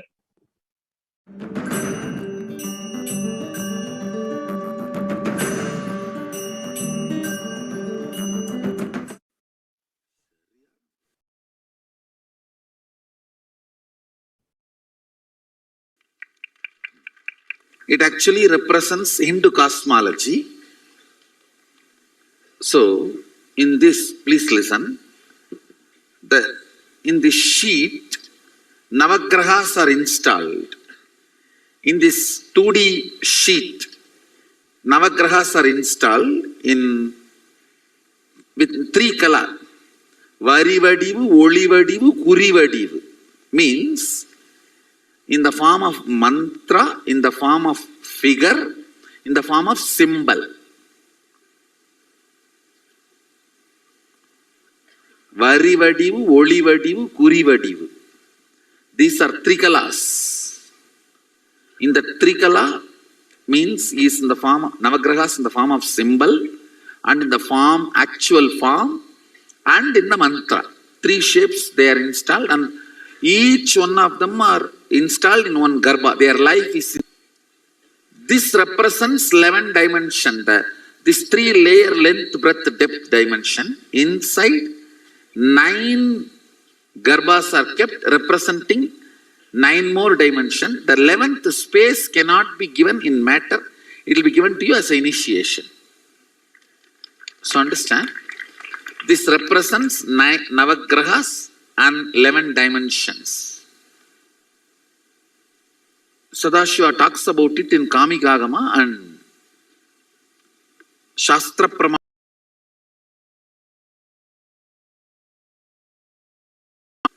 Saint E talks about it. Because in this the Trikala means the line form, visual form and mantra form.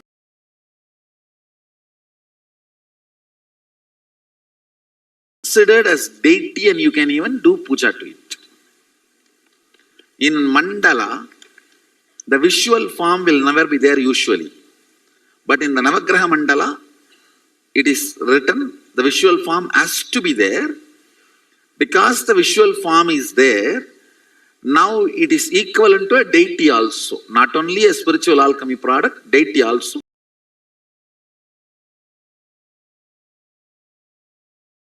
But if you want, you can worship. It is equivalent to an energy of a deity. It will nullify all the evil effects of grahas on you, and it will keep you very pleasant and complete with grahas. So naturally, they will not behave with you like a sadist. They will inform you, support you, and evolve you. See, I tell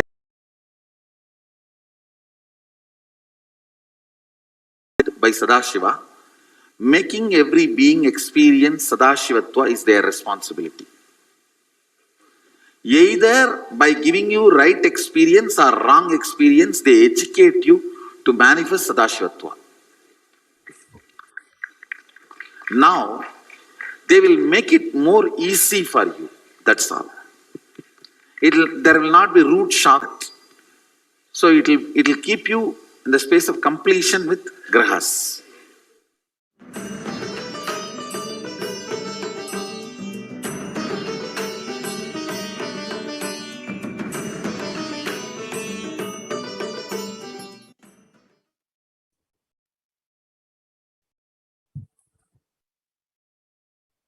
A beautiful spiritual alchemy product, a gift to the world by the Supreme Pontiff of Hinduism himself, the Navagraha Mandala.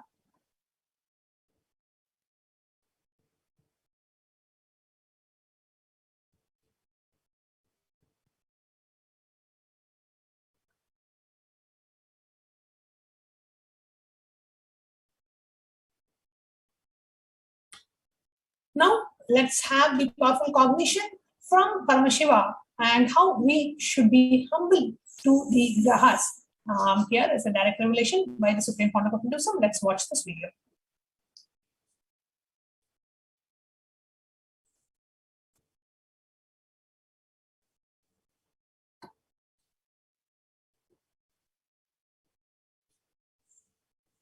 Swamiji has actually revealed so much about Vedic astrology, and we even have books published on each of the planets. So you can read it from books.nithyananda.org.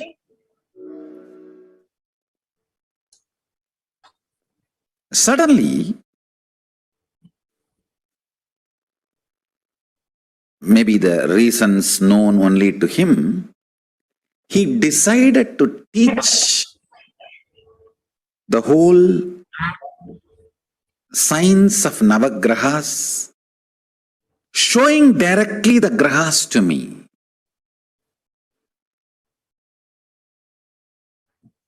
And he just did something like this. I do not know whether he took me to the space of Kailasa or he brought the grahas to Arunachala, where I was sitting with him. I was sitting with him in the temple, in the Arunachaleshwara temple. Whether he brought them here or he took me there, I do not know. But suddenly I saw like a chess coins, all the Navagrahas, alive, living, moving. And I immediately bowed down to them. The moment I realized they are alive, I immediately bowed down to them.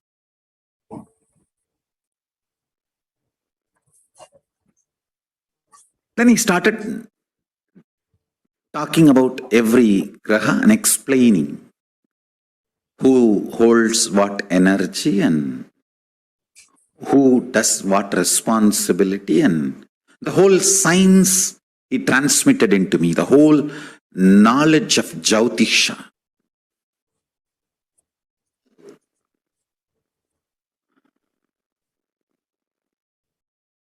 As I said, the words he uttered and the quantity and quality of the information transmitted was unimaginable.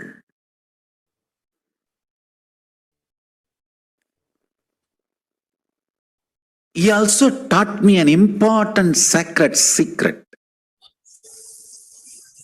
If you can bring a powerful cognition in you and do dharana, dhyana, samadhi on that powerful cognition and be humble to the grahas, understand? Humbleness pleases the grahas. Humbleness makes the grahas happy with you. A beautiful, powerful cognition. The humbleness pleases the grahas. So let's be humble, connect to the Navagrahas, meditate on the Navagrahas, pray to the Navagrahas as revealed by Devi Parashakti from the space of deep humbleness. And they will reveal themselves to us and they will manifest what we want in our life. We can really take their help. Such a beautiful revelation by the Supreme Pontiff of Hinduism.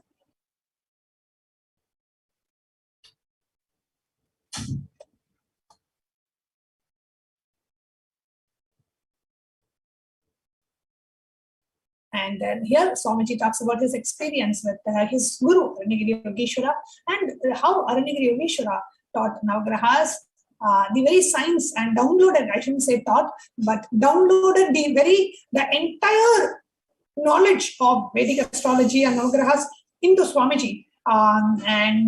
So Swamiji can, reveal it to the whole world. So literally all the scriptures, all the knowledge of the Vedic tradition was literally downloaded into Swamiji by Aranyagiri Yogeshwara as was revealed to us by Swamiji himself. Now let me come back to this story. He showed all the grahas and taught me the whole thing. Then after everything was done, he just moved the hand. I don't know whether he brought me back to this planet Earth or he sent the grahas back to their place. Everything was normal. And it was too much, I tell you. I was in awe. Anyhow, the whole knowledge transmission was done. Then I asked him, Swamiji, did you take me there and showed the planets, or did you bring the planets and showed me here? He laughed and said, hey, I brought them here. See, I saw 9 stones on the floor. He was laughing.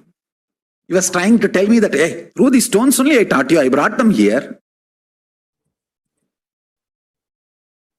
I said, then what was happening there? If the grahas are not there, what would have happened to the world, planet Earth?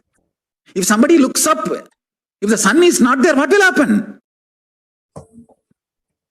He laughed and said, I froze the time. Nobody was allowed to look up. Please understand. I am telling as it happened. That's why I told him, please, you reveal, you utter the right words. I wanted the whole thing to be integrated. In integrity, with integrity.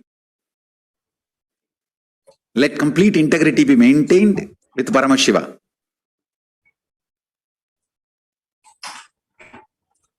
He laughed and said, I froze the time so nobody can look up.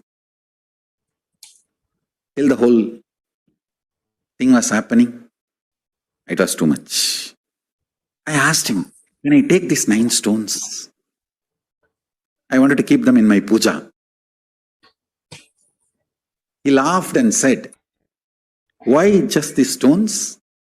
I'll install them. I'll put them in a land which will be later on, can be beautiful temple. He just blinked his eyes. Both of us were sitting in a place where now the banyan tree is planted in Tiruvannamalai Adinam. That is precise spot. That was the spot. He put all the 9 stones and we both were suddenly sitting there. We just disappeared from the temple and appeared here.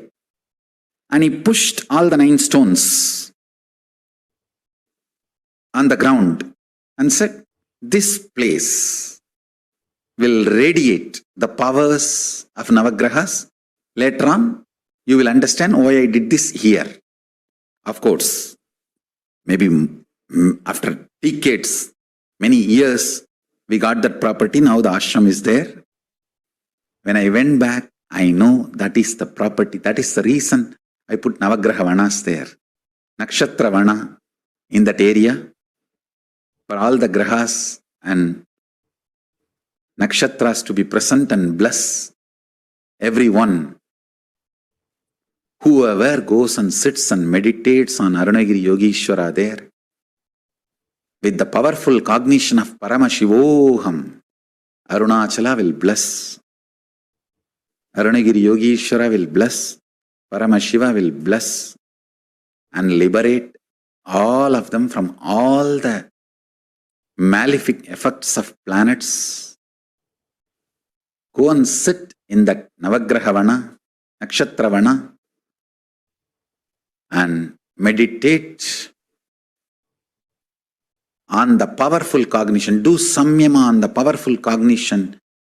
Nithyananda Paramashivoham. You are Paramashiva.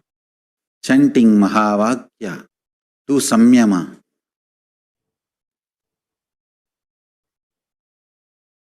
And be humble to Navagrahas.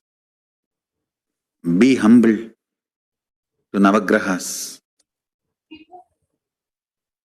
You will be blessed, liberated. No malefic effects will touch you. You will be free from all malefic effects and you will be only blessed and supported and blessings will be showered on you.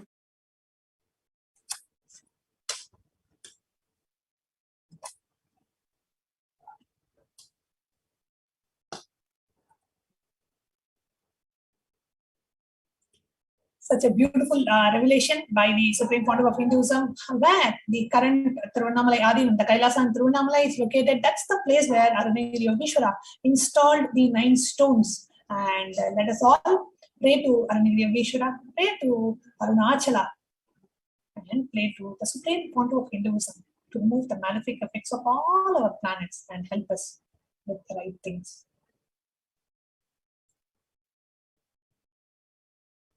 The next revelation by the Supreme Pontiff, we are going to see how in Hinduism numbers are gods and are associated to a graha and a planet. So graha planet, let us take a Let us listen to this revelation by the Supreme Pontiff of Hinduism.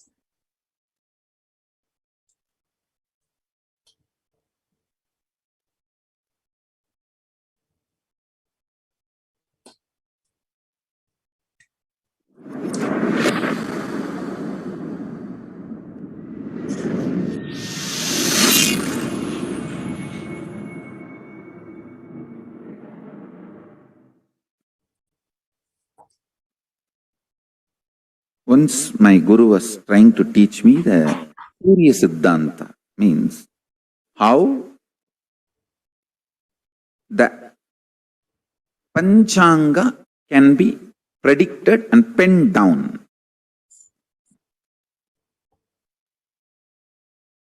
He was trying to show how the sun is center and earth moves around the sun and moon is around the earth, and the whole structure, including the sun, moon, the whole thing is also moving. He described in an elaborate way, and then he took a chalk piece, just drew some numbers on various parts of my body.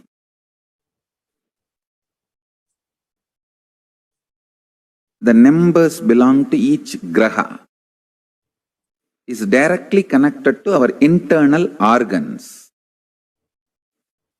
Each graha influences one of our internal organ heavily. And he drew that numbers on my body, and he drew that same numbers on external, on the floor, explaining how when those grahas change, when those stars move, regular cosmic happenings like Amavasya, Purnima, how those things should be predicted or calculated. That is more like a calculation. It's not even prediction. But its influence on the humanity need to be predicted. Its influence on the individual's lives need to be predicted. My gurus were trying to map this whole science and explain this to me. I think almost the core fundamental structure of Jyotisha and Surya Siddhanta I am trying to explain. Chandaha padautu vedasya astau kalpoda patyate jyotishamayanam chakshur niruttam shrotramuchyate sikshakranam tu vedasya mukam vyakaranam smritam. This is a very traditional verse. In any Gurukul, they will chant this and make you repeat. It's a description. 6 angas of the Vedas in Veda Purusha's body. Jyotisham ayanam chakshu, meaning Jyotish Sastra is considered as eyes of the Veda Purusha. From this we understand that the Vedic astrology is as old as Vedas, or in other words, does not have beginning, anadi. This Shastra is also called Hora Shastra. Hora is an abbreviation of Ahoratram, meaning day and night. It means it is the systematic study of time and its components and parameters and its influence on physical, chemical, biological existence of what we know as life. Listen.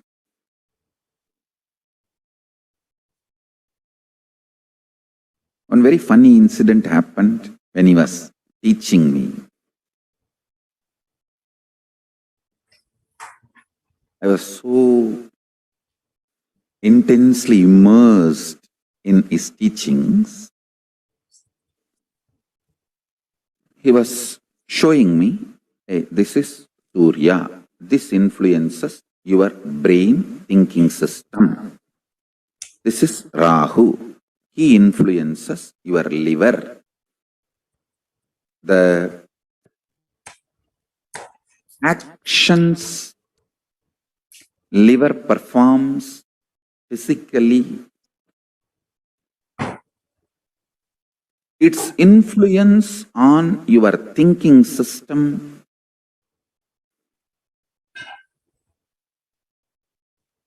everything. If you map it to the description of Rahu, it will absolutely match. Guru, Brihaspati, is the decision-making mechanism which influences your will persistence, Agnya Chakra. Pituitary glands and its impact on your existence is directly Guru. He was explaining step by step how each of these grahas and their numbers and how they influence your lifestyle, patterns, everything. I'll repeat exact one line.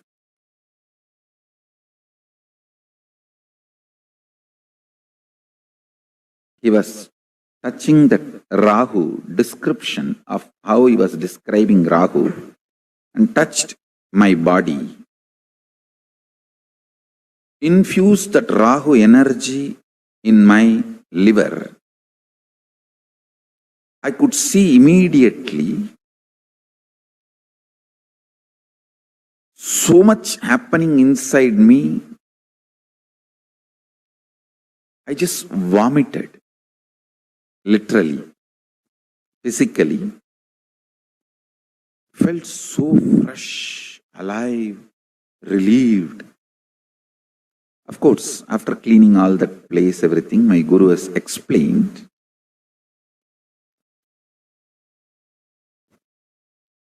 Eera nerpatta Ayul Neelandambi. In Tamil, he said, if the liver is straightened out, life will increase. It is directly Rahu. Rahu is responsible for your longevity. Rahu can influence and put you in addictions and kill you, or he can keep you addiction free or addicted to right habits and food and keep you happy, healthy for any long. This whole thing is related to your liver. If the liver decides to addict you for certain food, nothing can be done. Just by remembering that food, you will be forced, your whole system will be pushed to eat it. After eating, you will repent, but you will not stop eating.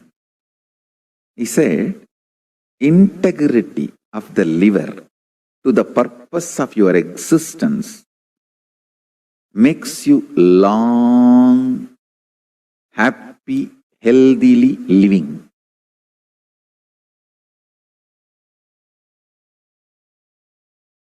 Because liver sends the signals about hunger and what kind of food you like, the taste, everything.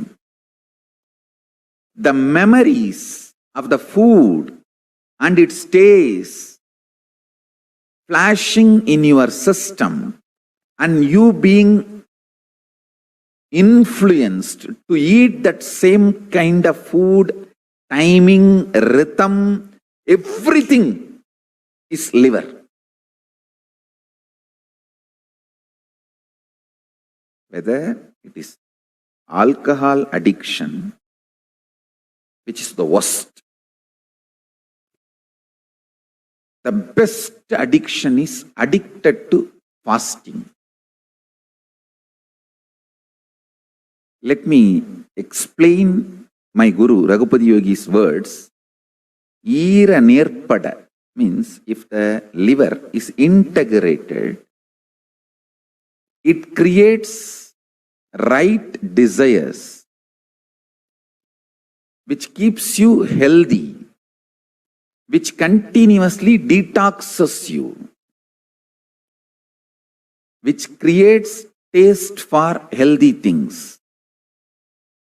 I tell you, my addiction to fasting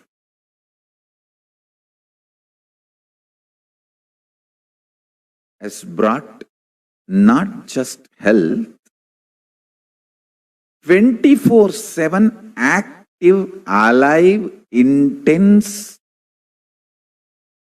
living with multi-dimensional work.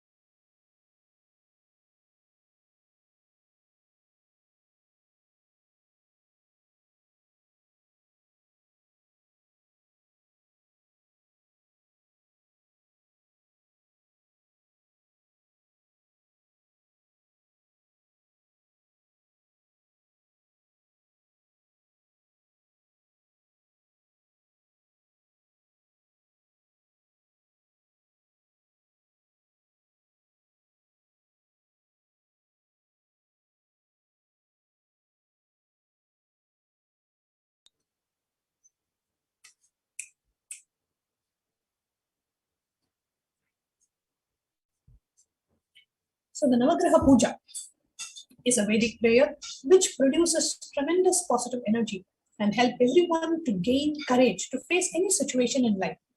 This ritual, traditionally performed for the 9 planets, brings solace to the person's mind and dilutes any negative influence which can be felt during a certain period called Navagraha Dosha, when the planets are not in proper alignment, influencing the person negatively.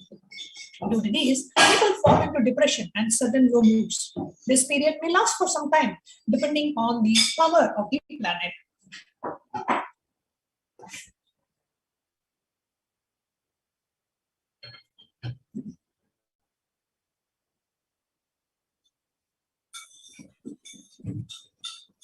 However, this can be avoided with intelligence. Navagraha Puja is conducted to connect oneself to the cosmic intelligence, to avoid any hindrances and to bestow tremendous peace and contentment in life. This puja is a collection of prayers and rituals performed to the planets in the form of deities. With the blessings of these 9 planets, a person is helped to attain good health, prosperity, knowledge, and enlightenment. And so we have now come to the conclusion of this segment, where we shared with you about the various effects of the planets and how, with the grace and blessings of the Guru, we can avoid any of the malefic effects and also perform the Navagraha Puja, which can help us, first of all, prepare ourselves to face any kind of an adverse situation in life, and also help reduce the Navagraha Dosha or remove the Navagraha Dosha, help eliminate the malefic effects of the planets. Now we'll be moving on to the next segment of this program after a very short break.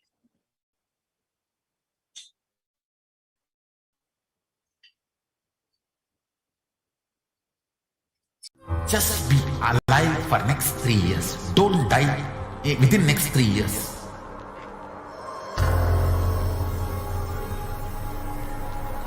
Just don't die within next 3 years. Be alive. Somehow be alive. I'm working sincerely. I will reach you somehow. Somehow I will reach you. It's my commitment to humanity.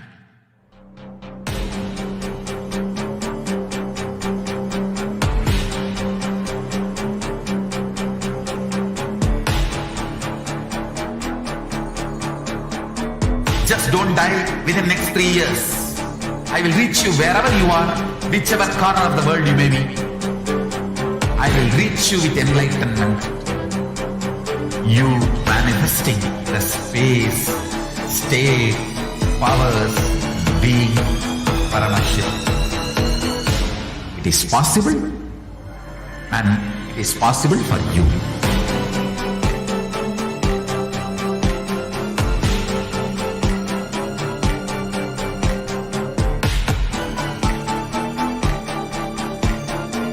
Paramashivoham will reach you with enlightenment science.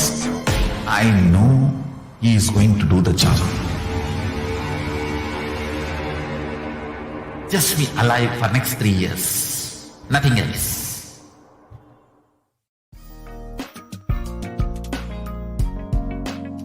We get you help. Nithyanandam, and welcome back, dear viewers. In the next segment of today's program, we are going to share with you about how you make various offerings to Devi Parashakti. What are the different ways we can connect to Devi Parashakti to have her grace and blessings in our life? And in Hinduism, the rituals are a way for us to connect with the divine, to feel that the divine is real, the divine is there, very much taking care of us. The Devi Parashakti is living with us, gracing us and blessing us and showering us with all the wombs and the prayers that we ask for. So that is what is Devi Parashakti BHAVASAMADHI DARSHAN.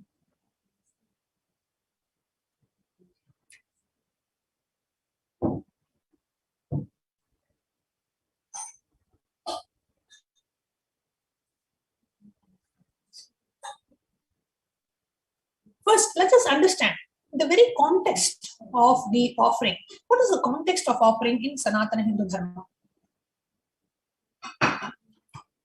And an introduction to the very divine feminine consciousness. Masculine and feminine, both consciousness, have to be expressed equally by every human being to be enlightened. Until enlightenment, only the masculine dimension expresses more than the feminine dimension.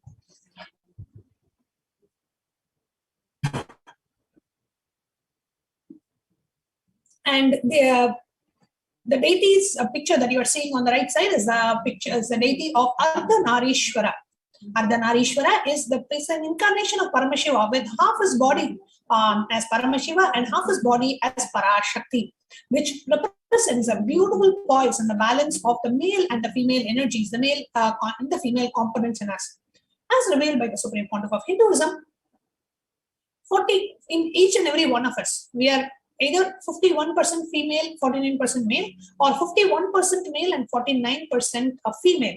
And when that perfect balance happens, it happens when you achieve the state of enlightenment and you see a beautiful poise of male and the female components in you. That's why when you see the Supreme Pontiff of Hinduism, in the Devi BHAVASAMADHI DARSHAN, you actually see only Devi. You literally see the grace and the beauty and all the feminine aspects. You see so much radiating through the physical embodied form of the Supreme Pontiff of Hinduism. For those of us who have seen, you actually just melt in the love of the mother when you see the Supreme Pontiff at that time. And at the same time, when the Supreme Pontiff is giving the Kalabhairava darshan, just radiating the ferociousness of Kalabhairava. And we have had many devotees actually who have had this darshan of Swamiji as Ardhanarishwara, where one side they look at Swamiji is like completely like Devi Parashakti, the other side just completely radiating Bhagavan Paramashiva. So we can move on to the next slide.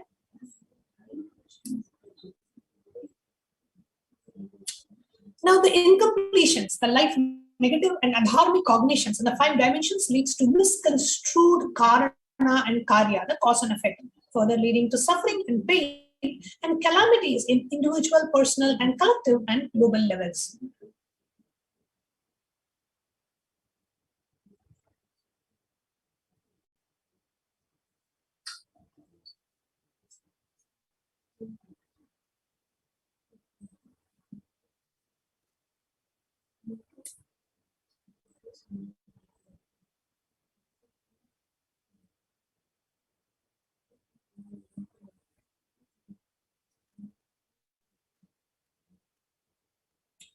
Here you see how the karma has an effect. There's a beautiful picture of karma that is there, where you hit on one thing, it comes back and hits you back in that same way. So, every action has an equal and opposite reaction.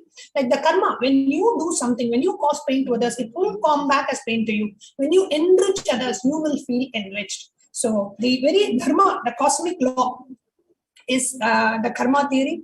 And the Supreme Pontiff has beautifully explained about the karma theory. And even if you had done something to others in the past and you feel bad about it, you can really complete with that thought current and you can really get out of the karmic effects of that event. When you actually go through the process of completion and be complete with the thought current, the Supreme Pontiff has told us that the reality will change. You will be able to break the effect of the karmas in your life by completion.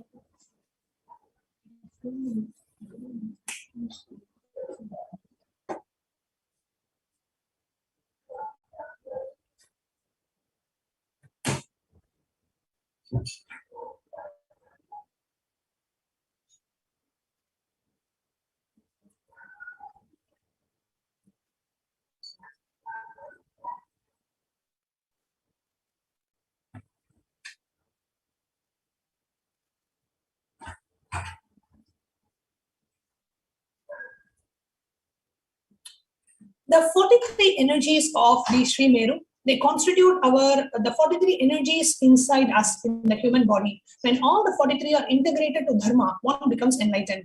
Dharma is basically the cosmic motherly completion and sensitivity from the level of the Panchabhutas. Panchabhuta means 5 elements of the nature, is the core principle of the cosmos.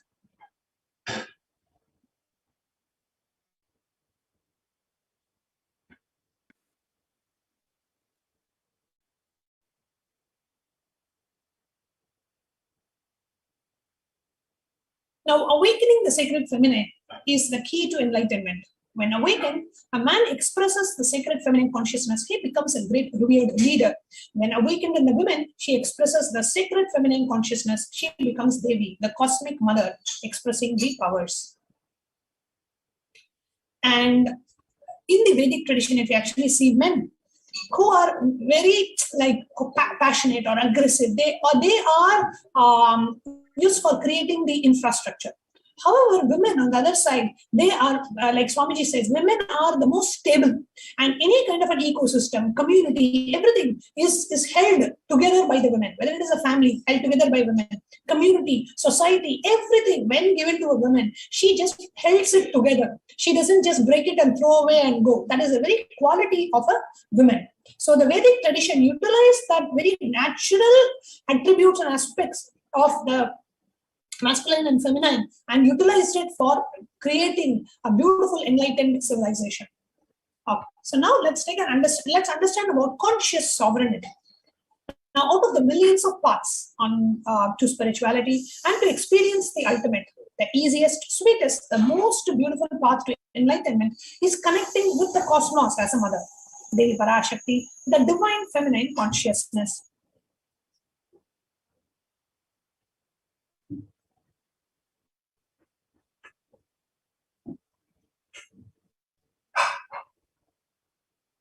She is the one who expresses as Guru all gods and all the manifestations in the universe. She can straightaway deliver enlightenment by connecting through the cosmic umbilical cord.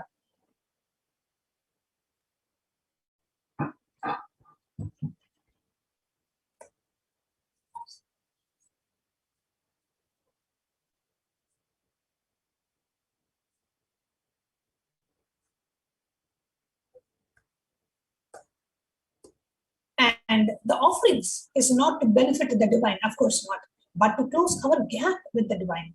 When we achieve completion with the Divine Mother, her infinite powers, her sweet grace starts nourishing all our dimensions through the cosmic umbilical cord.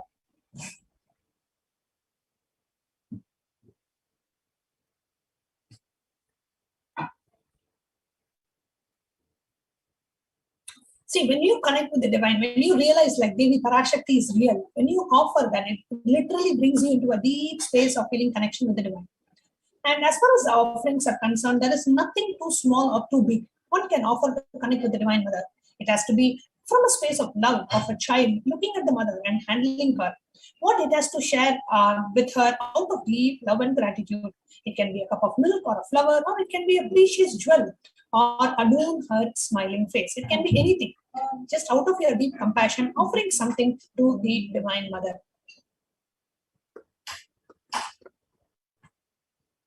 Vedic rishis have clearly stated the techniques to connect with the sacred feminine consciousness to awaken the same qualities in us. One can connect with Paramashiva through oneness, but with the divine cosmic mother, it is only by worshipping her feet with devotion.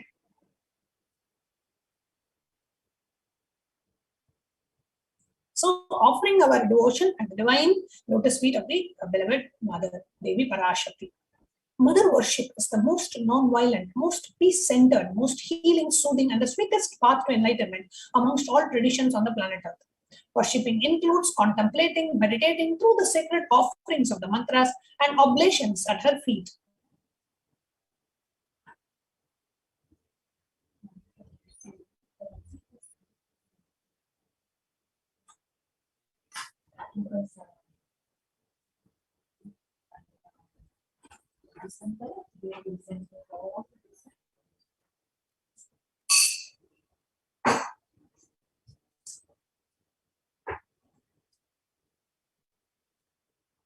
Today, we are going to see the various offerings that we have for Devi Parashakti.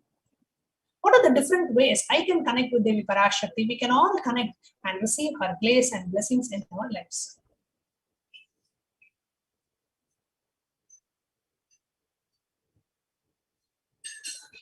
We may ask, why divine feminine consciousness?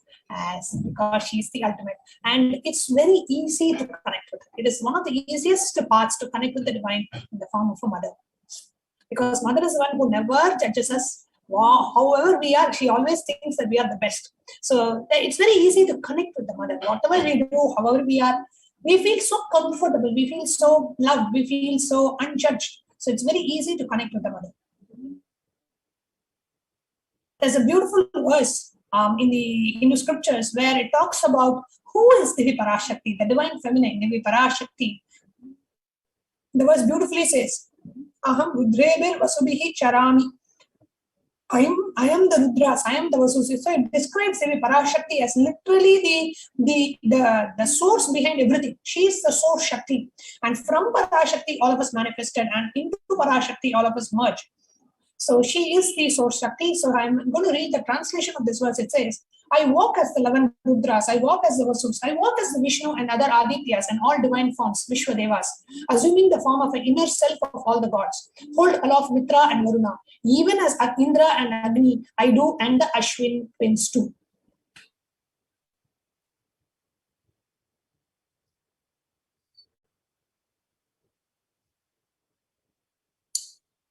Ekadasha Rudras, Maharudra, Ashtavasus, Dwadasha Adityas, Vishwadevatas, all of them are my retinue. I move around in my various forms with them as my retinue. I protect all of them, including Mitra, Varuna, Indra, Agni, and Ashwini Devatas.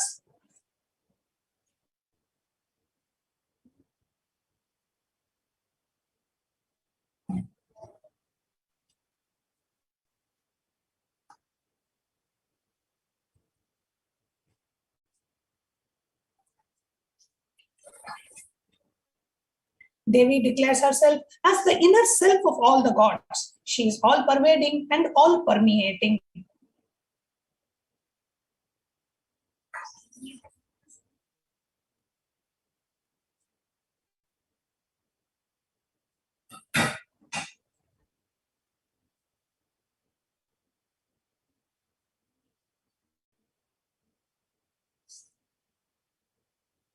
Now let us take a look at the various offerings that we have to Devi Parashakti.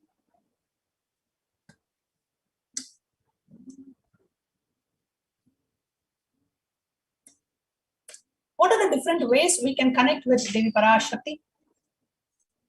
What are the different offerings that we have for her?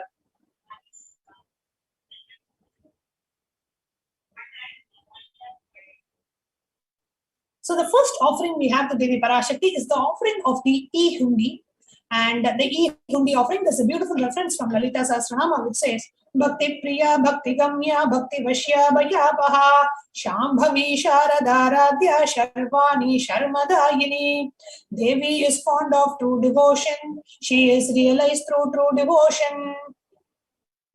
So you connect with Devi Parashakti and offer your gratitude in the form of an E-Hundi offering. So whatever you would like to offer to Devi Parashakti, you go ahead and make the offering to her. And typically, right, we always have some kind of like something is happening, something is not happening that we want to happen. So Devi Parashakti, literally, she blesses us and she graces us. And the minute we pray to Devi Parashakti, we just know that she is there taking care of us. And the next offering that we have for Devi Parashakti is the offering of the Sankalpa, the Sankalpa chanting, which is just $1 per person, and you can offer it for all your family members. And the Sankalpa chanting. So the reference from the Vedic scriptures which says, let the mantras I chant with the sacrifice in my soul become the chanting of your name. Let my movements become auspicious mudras. Let my travel become perambulations around thee. And the blessings for health and whatever you would like to manifest, manifesting that in our lives. The next offering is that of the Devi Sahasra Nama Swarna Kasu, and it is the offering of the gold coin, manifesting the various dimensions of Devi Parashakti. So the Sahasra Nama Swarna Kasu is an offering to manifest and awaken the multiple divine powers and various attributes of Devi Parashakti. And those of you who are watching us live, if you're listening to these and if you would like to, if you have any questions and if you would like to share anything, please do post it in the comment section of the YouTube live chat. And if you have a question on what kind of offerings to make, or if you're looking for some specific solution, you can do all of that in the chat, and we'll be more than happy to attend to each and every one of you. And next we have the offering of the Mukta Anguti, the finger ring with a pearl. Let the goddess who brings good fortune, who is praised by the gods, who is served by the Devendra, let them shower and bless us. The Mukta Anguti, the offering of the Mukta Anguti, you pray to her for blissful relationships and for you to have completion in relationships, for you to manifest what you want in your life. And, see various offerings, right? Like how you give to your mother, you buy a sari and give her, or you present something to her, you feel like, you feel so loved, and you feel the love, and you express your love by offering something. That's the same thing with Devi Parashakti as well. So expressing your feeling connection, expressing your devotion to Devi Parashakti. And I'll just finish the meaning that I was reading. Let the goddess who brings good fortune, who's praised by the gods, who's served by the Devendra, who's praised by the Devas, troubled by the Asuras, who's praised and remembered as devotion to all her problems, who's the source of all good in the world, let that goddess destroy all obstacles. The blessing for protection from all dangers and fears. You pray to Devi Parashakti to protect you from all dangers and fears. And those of you who are watching us live, if Devi Parashakti has answered your question, if you have received a direct answer for your question from Devi Parashakti, you can say yes in the chat, or you can say not yet. We are yet to receive a direct blessings from Devi Parashakti. You can say not yet.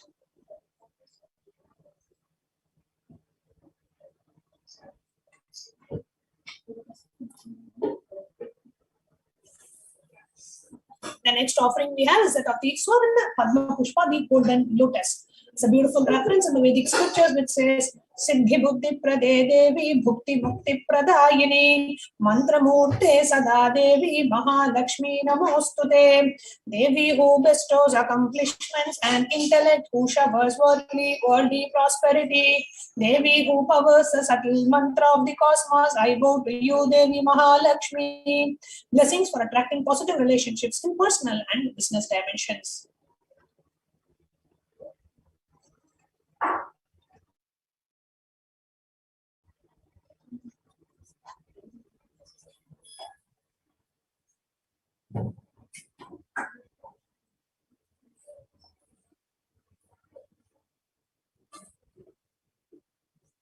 The next offering we have to Devi Parashakti is the offering of the Swarna Meti, the golden touring, as a beautiful reference from the Saundarya Lahari, which says, Lord Brahma, the creator of Yor, selects the dust from your feet and creates this world. The great Adisesha, with his 1,000 heads, somehow carries the dust of your feet with great effort. And the great Lord Rudra takes it and powders it nicely and applies it and uses it as his holy ash. So connecting with Devi Parashakti and offering the Swarna Miti, the golden touring, at her divine lotus feet.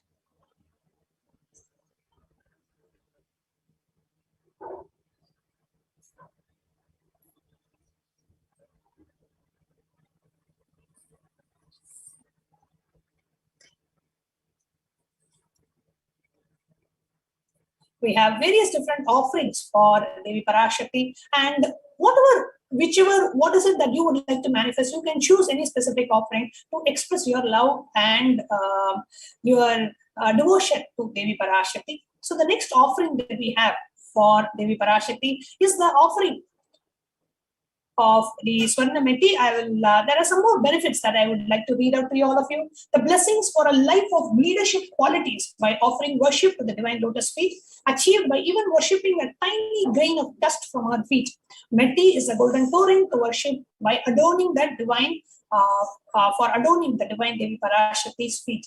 And you can offer these Swarna Meti, it is $750, and you can go to www.kailasamailer.com/sevas to register for these offerings. Any of the offerings that you would like to make, please go to www.kailasamailer, which is KAILASAMAILER.com/sevas, SEVAS, to make any of these offerings. The next offering that we have for Devi Parashakti, a beautiful reference from Lalita Sahasranama, which says, Sudha Sara Bhivarshini, she who makes the nectar flow from the Sahasrara to the Agnya and permeates through all the 72,000 nadis to give us the ultimate experience of the cosmos. The blessings for the enlightened lifestyle. So you offer a golden hairline jewelry to Devi Parashakti to be blessed, to be receiving and living an enlightened lifestyle. The next offering we have for Devi Parashakti is the offering of the Pratyaksha Pada Puja, offering of gratitude at the divine lotus feet of our beloved Swamiji, which is one of the most sacred offerings and the source of all the pujas in the Vedic tradition, is the offering of the Pratyaksha Pada Puja.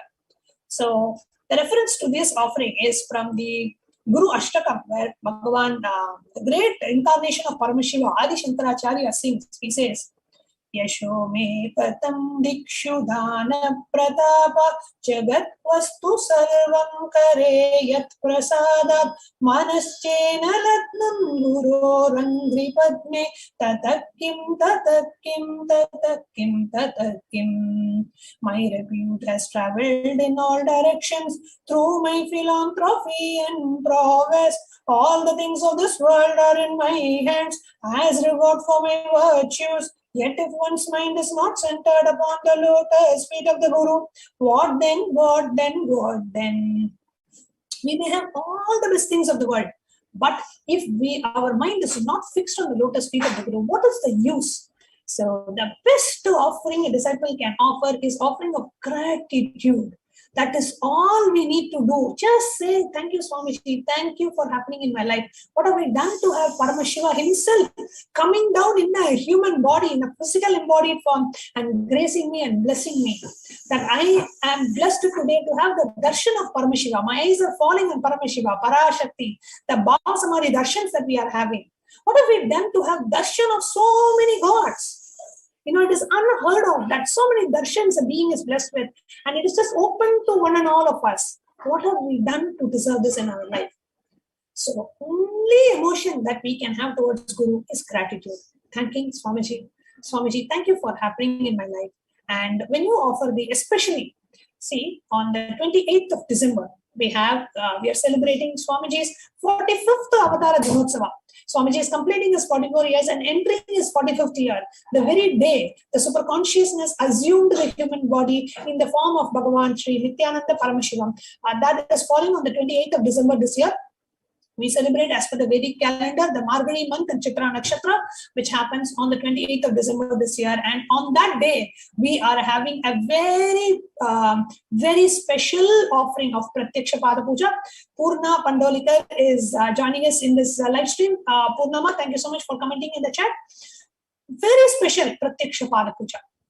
And of all the pujas, we have, tens of thousands of pujas in the Vedic tradition. The source of all the puja is worshipping the feet of the Guru, as revealed by Bhagavan Paramashiva himself in the Guru Gita. He says, Puja Moolam Guru Padam. Guru's feet is the ultimate source of any puja. So just worshipping the feet of the Guru, expressing our gratitude to Swamiji for happening in our lives and for blessing us and gracing us with everything. I'm sure if you are a devotee of Swamiji and if you've been initiated, you would never even remember the life before, how it was without Swamiji. Now the life after Swamiji got introduced to our life has changed so much. We have transformed so much. So many auspicious things have started manifesting in our lives. So much of transformation, so much of healing. The amount of pain and suffering Swamiji has reduced in our life, we can't even measure, calculate. And most of the things we don't even know. The level to which Swamiji takes care of each and every one of us.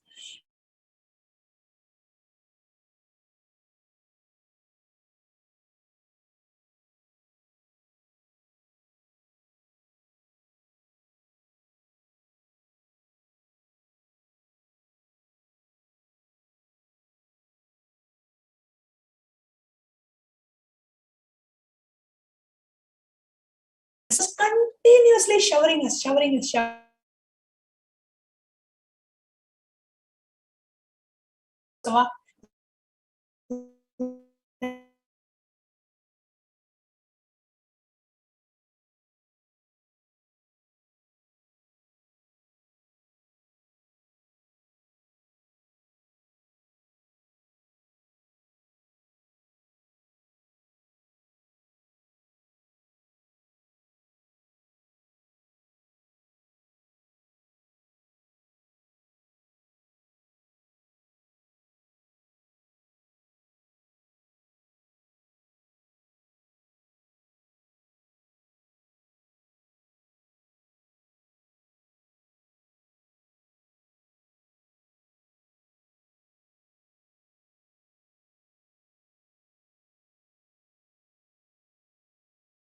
Just be alive for next 3 years. Don't die within next 3 years.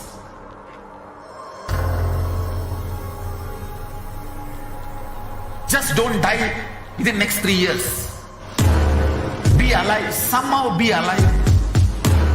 I'm working sincerely. I will reach you somehow. Somehow I will reach you. It's my commitment to humanity.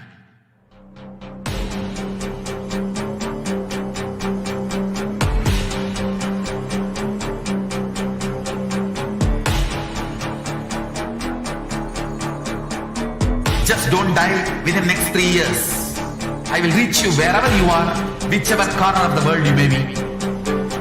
I will reach you with enlightenment. You manifesting the space, state, powers, being Paramashivoham. It is possible, and it is possible for you.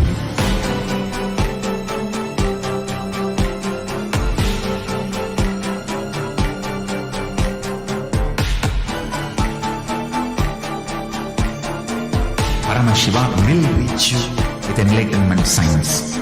I know he is going to do the job. Just be alive for next 3 years. Nothing else.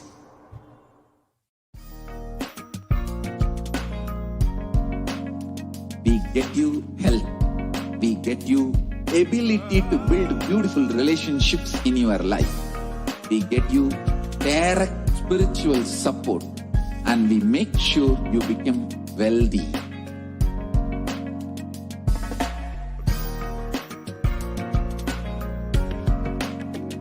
We won't stop giving you just good life. We will literally not stop till you live enlightened life. Manifesting the state of Paramashiva, space of Paramashiva, powers of Paramashiva, being of Paramashiva.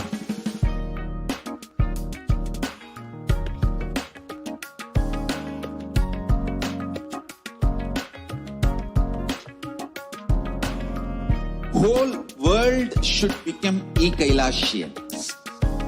I want the whole world to know Hindus have something great to contribute to the world.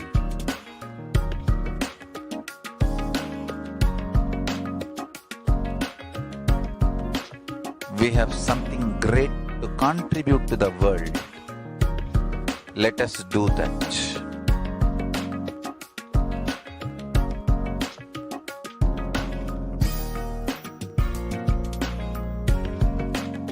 Kailasa is proper customized spiritual service helping you to identify your root patterns of suffering. We have perfected the science of helping every individual from every cultural, religious, nationality background.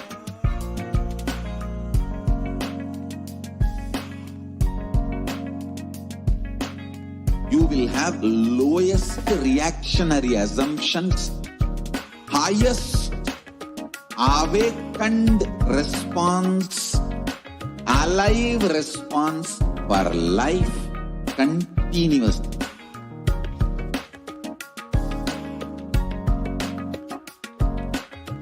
Kailasa is enlightenment ecosystem, literally enlightenment itself in your own home, wherever you are. Proper customized spiritual service helping you to complete with your life negativity. Withdrawal from life, self-hatred, self-denial, self-doubt, so much of tiredness, laziness, we can support you aligning.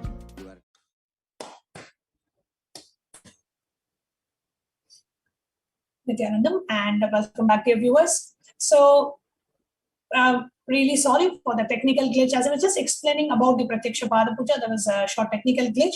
I sincerely apologize for that. So I would like to just continue and share about the significance of the Pratyaksha Pada Puja, which is an offering of the gratitude at the divine lotus feet of our beloved Swamiji. It is $1,008. And really, if you have a sincere intention and devotion, do not worry, there will not be any obstacles. You will be able to offer the Pratyaksha Pada Puja, and Swamiji himself is coming live to accept our devotion and our gratitude. The offering of the Pratyaksha Pada Puja is $1,008. You can register in our website www.kailasamailer.com/sevas. The next offering we have to Devi Parashakti is the offering of the Vastra Seva, which is an offering of cloth at the divine lotus feet of our beloved Swamiji. And the ritual we perform is the Pratyaksha Pada Puja. And in the Pratyaksha Pada Puja, you will be making the Vastra Seva offering. So the Vastra Seva is also $1,008. And you will be offering a Vastra to the Supreme Pontiff of Hinduism. And in the Vastra Seva itself, in the Pratyaksha Pada Puja itself, you will be offering that Vastra, and the Supreme Pontiff will be, literally wearing that cloth on his very body itself. So with that, we come to the conclusion of this program, and you can go ahead and register for the Sevas at www.kailasamailer.com/Sevas. And in the next slide, you will actually see a list of the various offerings. The list of the various offerings that you have to Devi Parashakti, and you can see. And also wanted to inform to each and every one of you that on the 4th of December, we have a very, very, very special initiation coming up, which is the solar eclipse. And on the day of the solar eclipse, you are going to be receiving the initiation from the Supreme Pontiff of Hinduism. Supreme Pontiff is going to be gracing and blessing us all with 4 initiations. Shiva Diksha level 1 initiation, which is also called as Samaya Diksha, which is as mentioned in the Kamikagama. Shiva Diksha level 2 initiation, also known as the Vishesha Diksha. And third, the unclutching initiation. And the fourth is the initiation point to becoming a Nithyananda spiritual healer. We call it healer's initiation. So very special program, and it is exactly going to be happening during the Grahana Kala. So from 11 a.m. to 3 p.m. is the Grahana Kala as per the Indian timings. So 11 a.m. to 3 p.m. Indian Standard Time on the 4th of December, and it will be 3rd night US time. We are going to be having a very special initiation. The Supreme Pontiff of Hinduism is going to be gracing us and blessing us during the Grahana Kala, in the time which is most auspicious to receive initiation, to do any kind of a spiritual practice. During that time, the Supreme Pontiff is going to be gracing us and blessing us. So please do join us. For more information, please do visit Kailasa's SPHJGM Nithyananda Paramashivam Facebook page. And with that, we come to the conclusion of today's program. And the next program is going to be at 2 a.m. Indian Standard Time. We will now be moving on to watching satsang from the Supreme Pontiff of Hinduism, delivered by the Supreme Pontiff of Hinduism. So with deep gratitude at the Divine Lotus feet, we'll be concluding this program with the Purna Mantra. Om Purnamada Purnamidam Purnamudachyate Purnasya Purnamadaya Purnameva Vasishyate. Om Shanti Shanti Shanti. Hari Om Tat Sat. Sarvam Bhagavad Shri Nithyananda Paramashiva Paduka Arpanamastu. Om Nithyanandam Paramashivoham. Om Nithyananda Paramashivoham. Om Nithyananda Paramashivoham. Om Nithyananda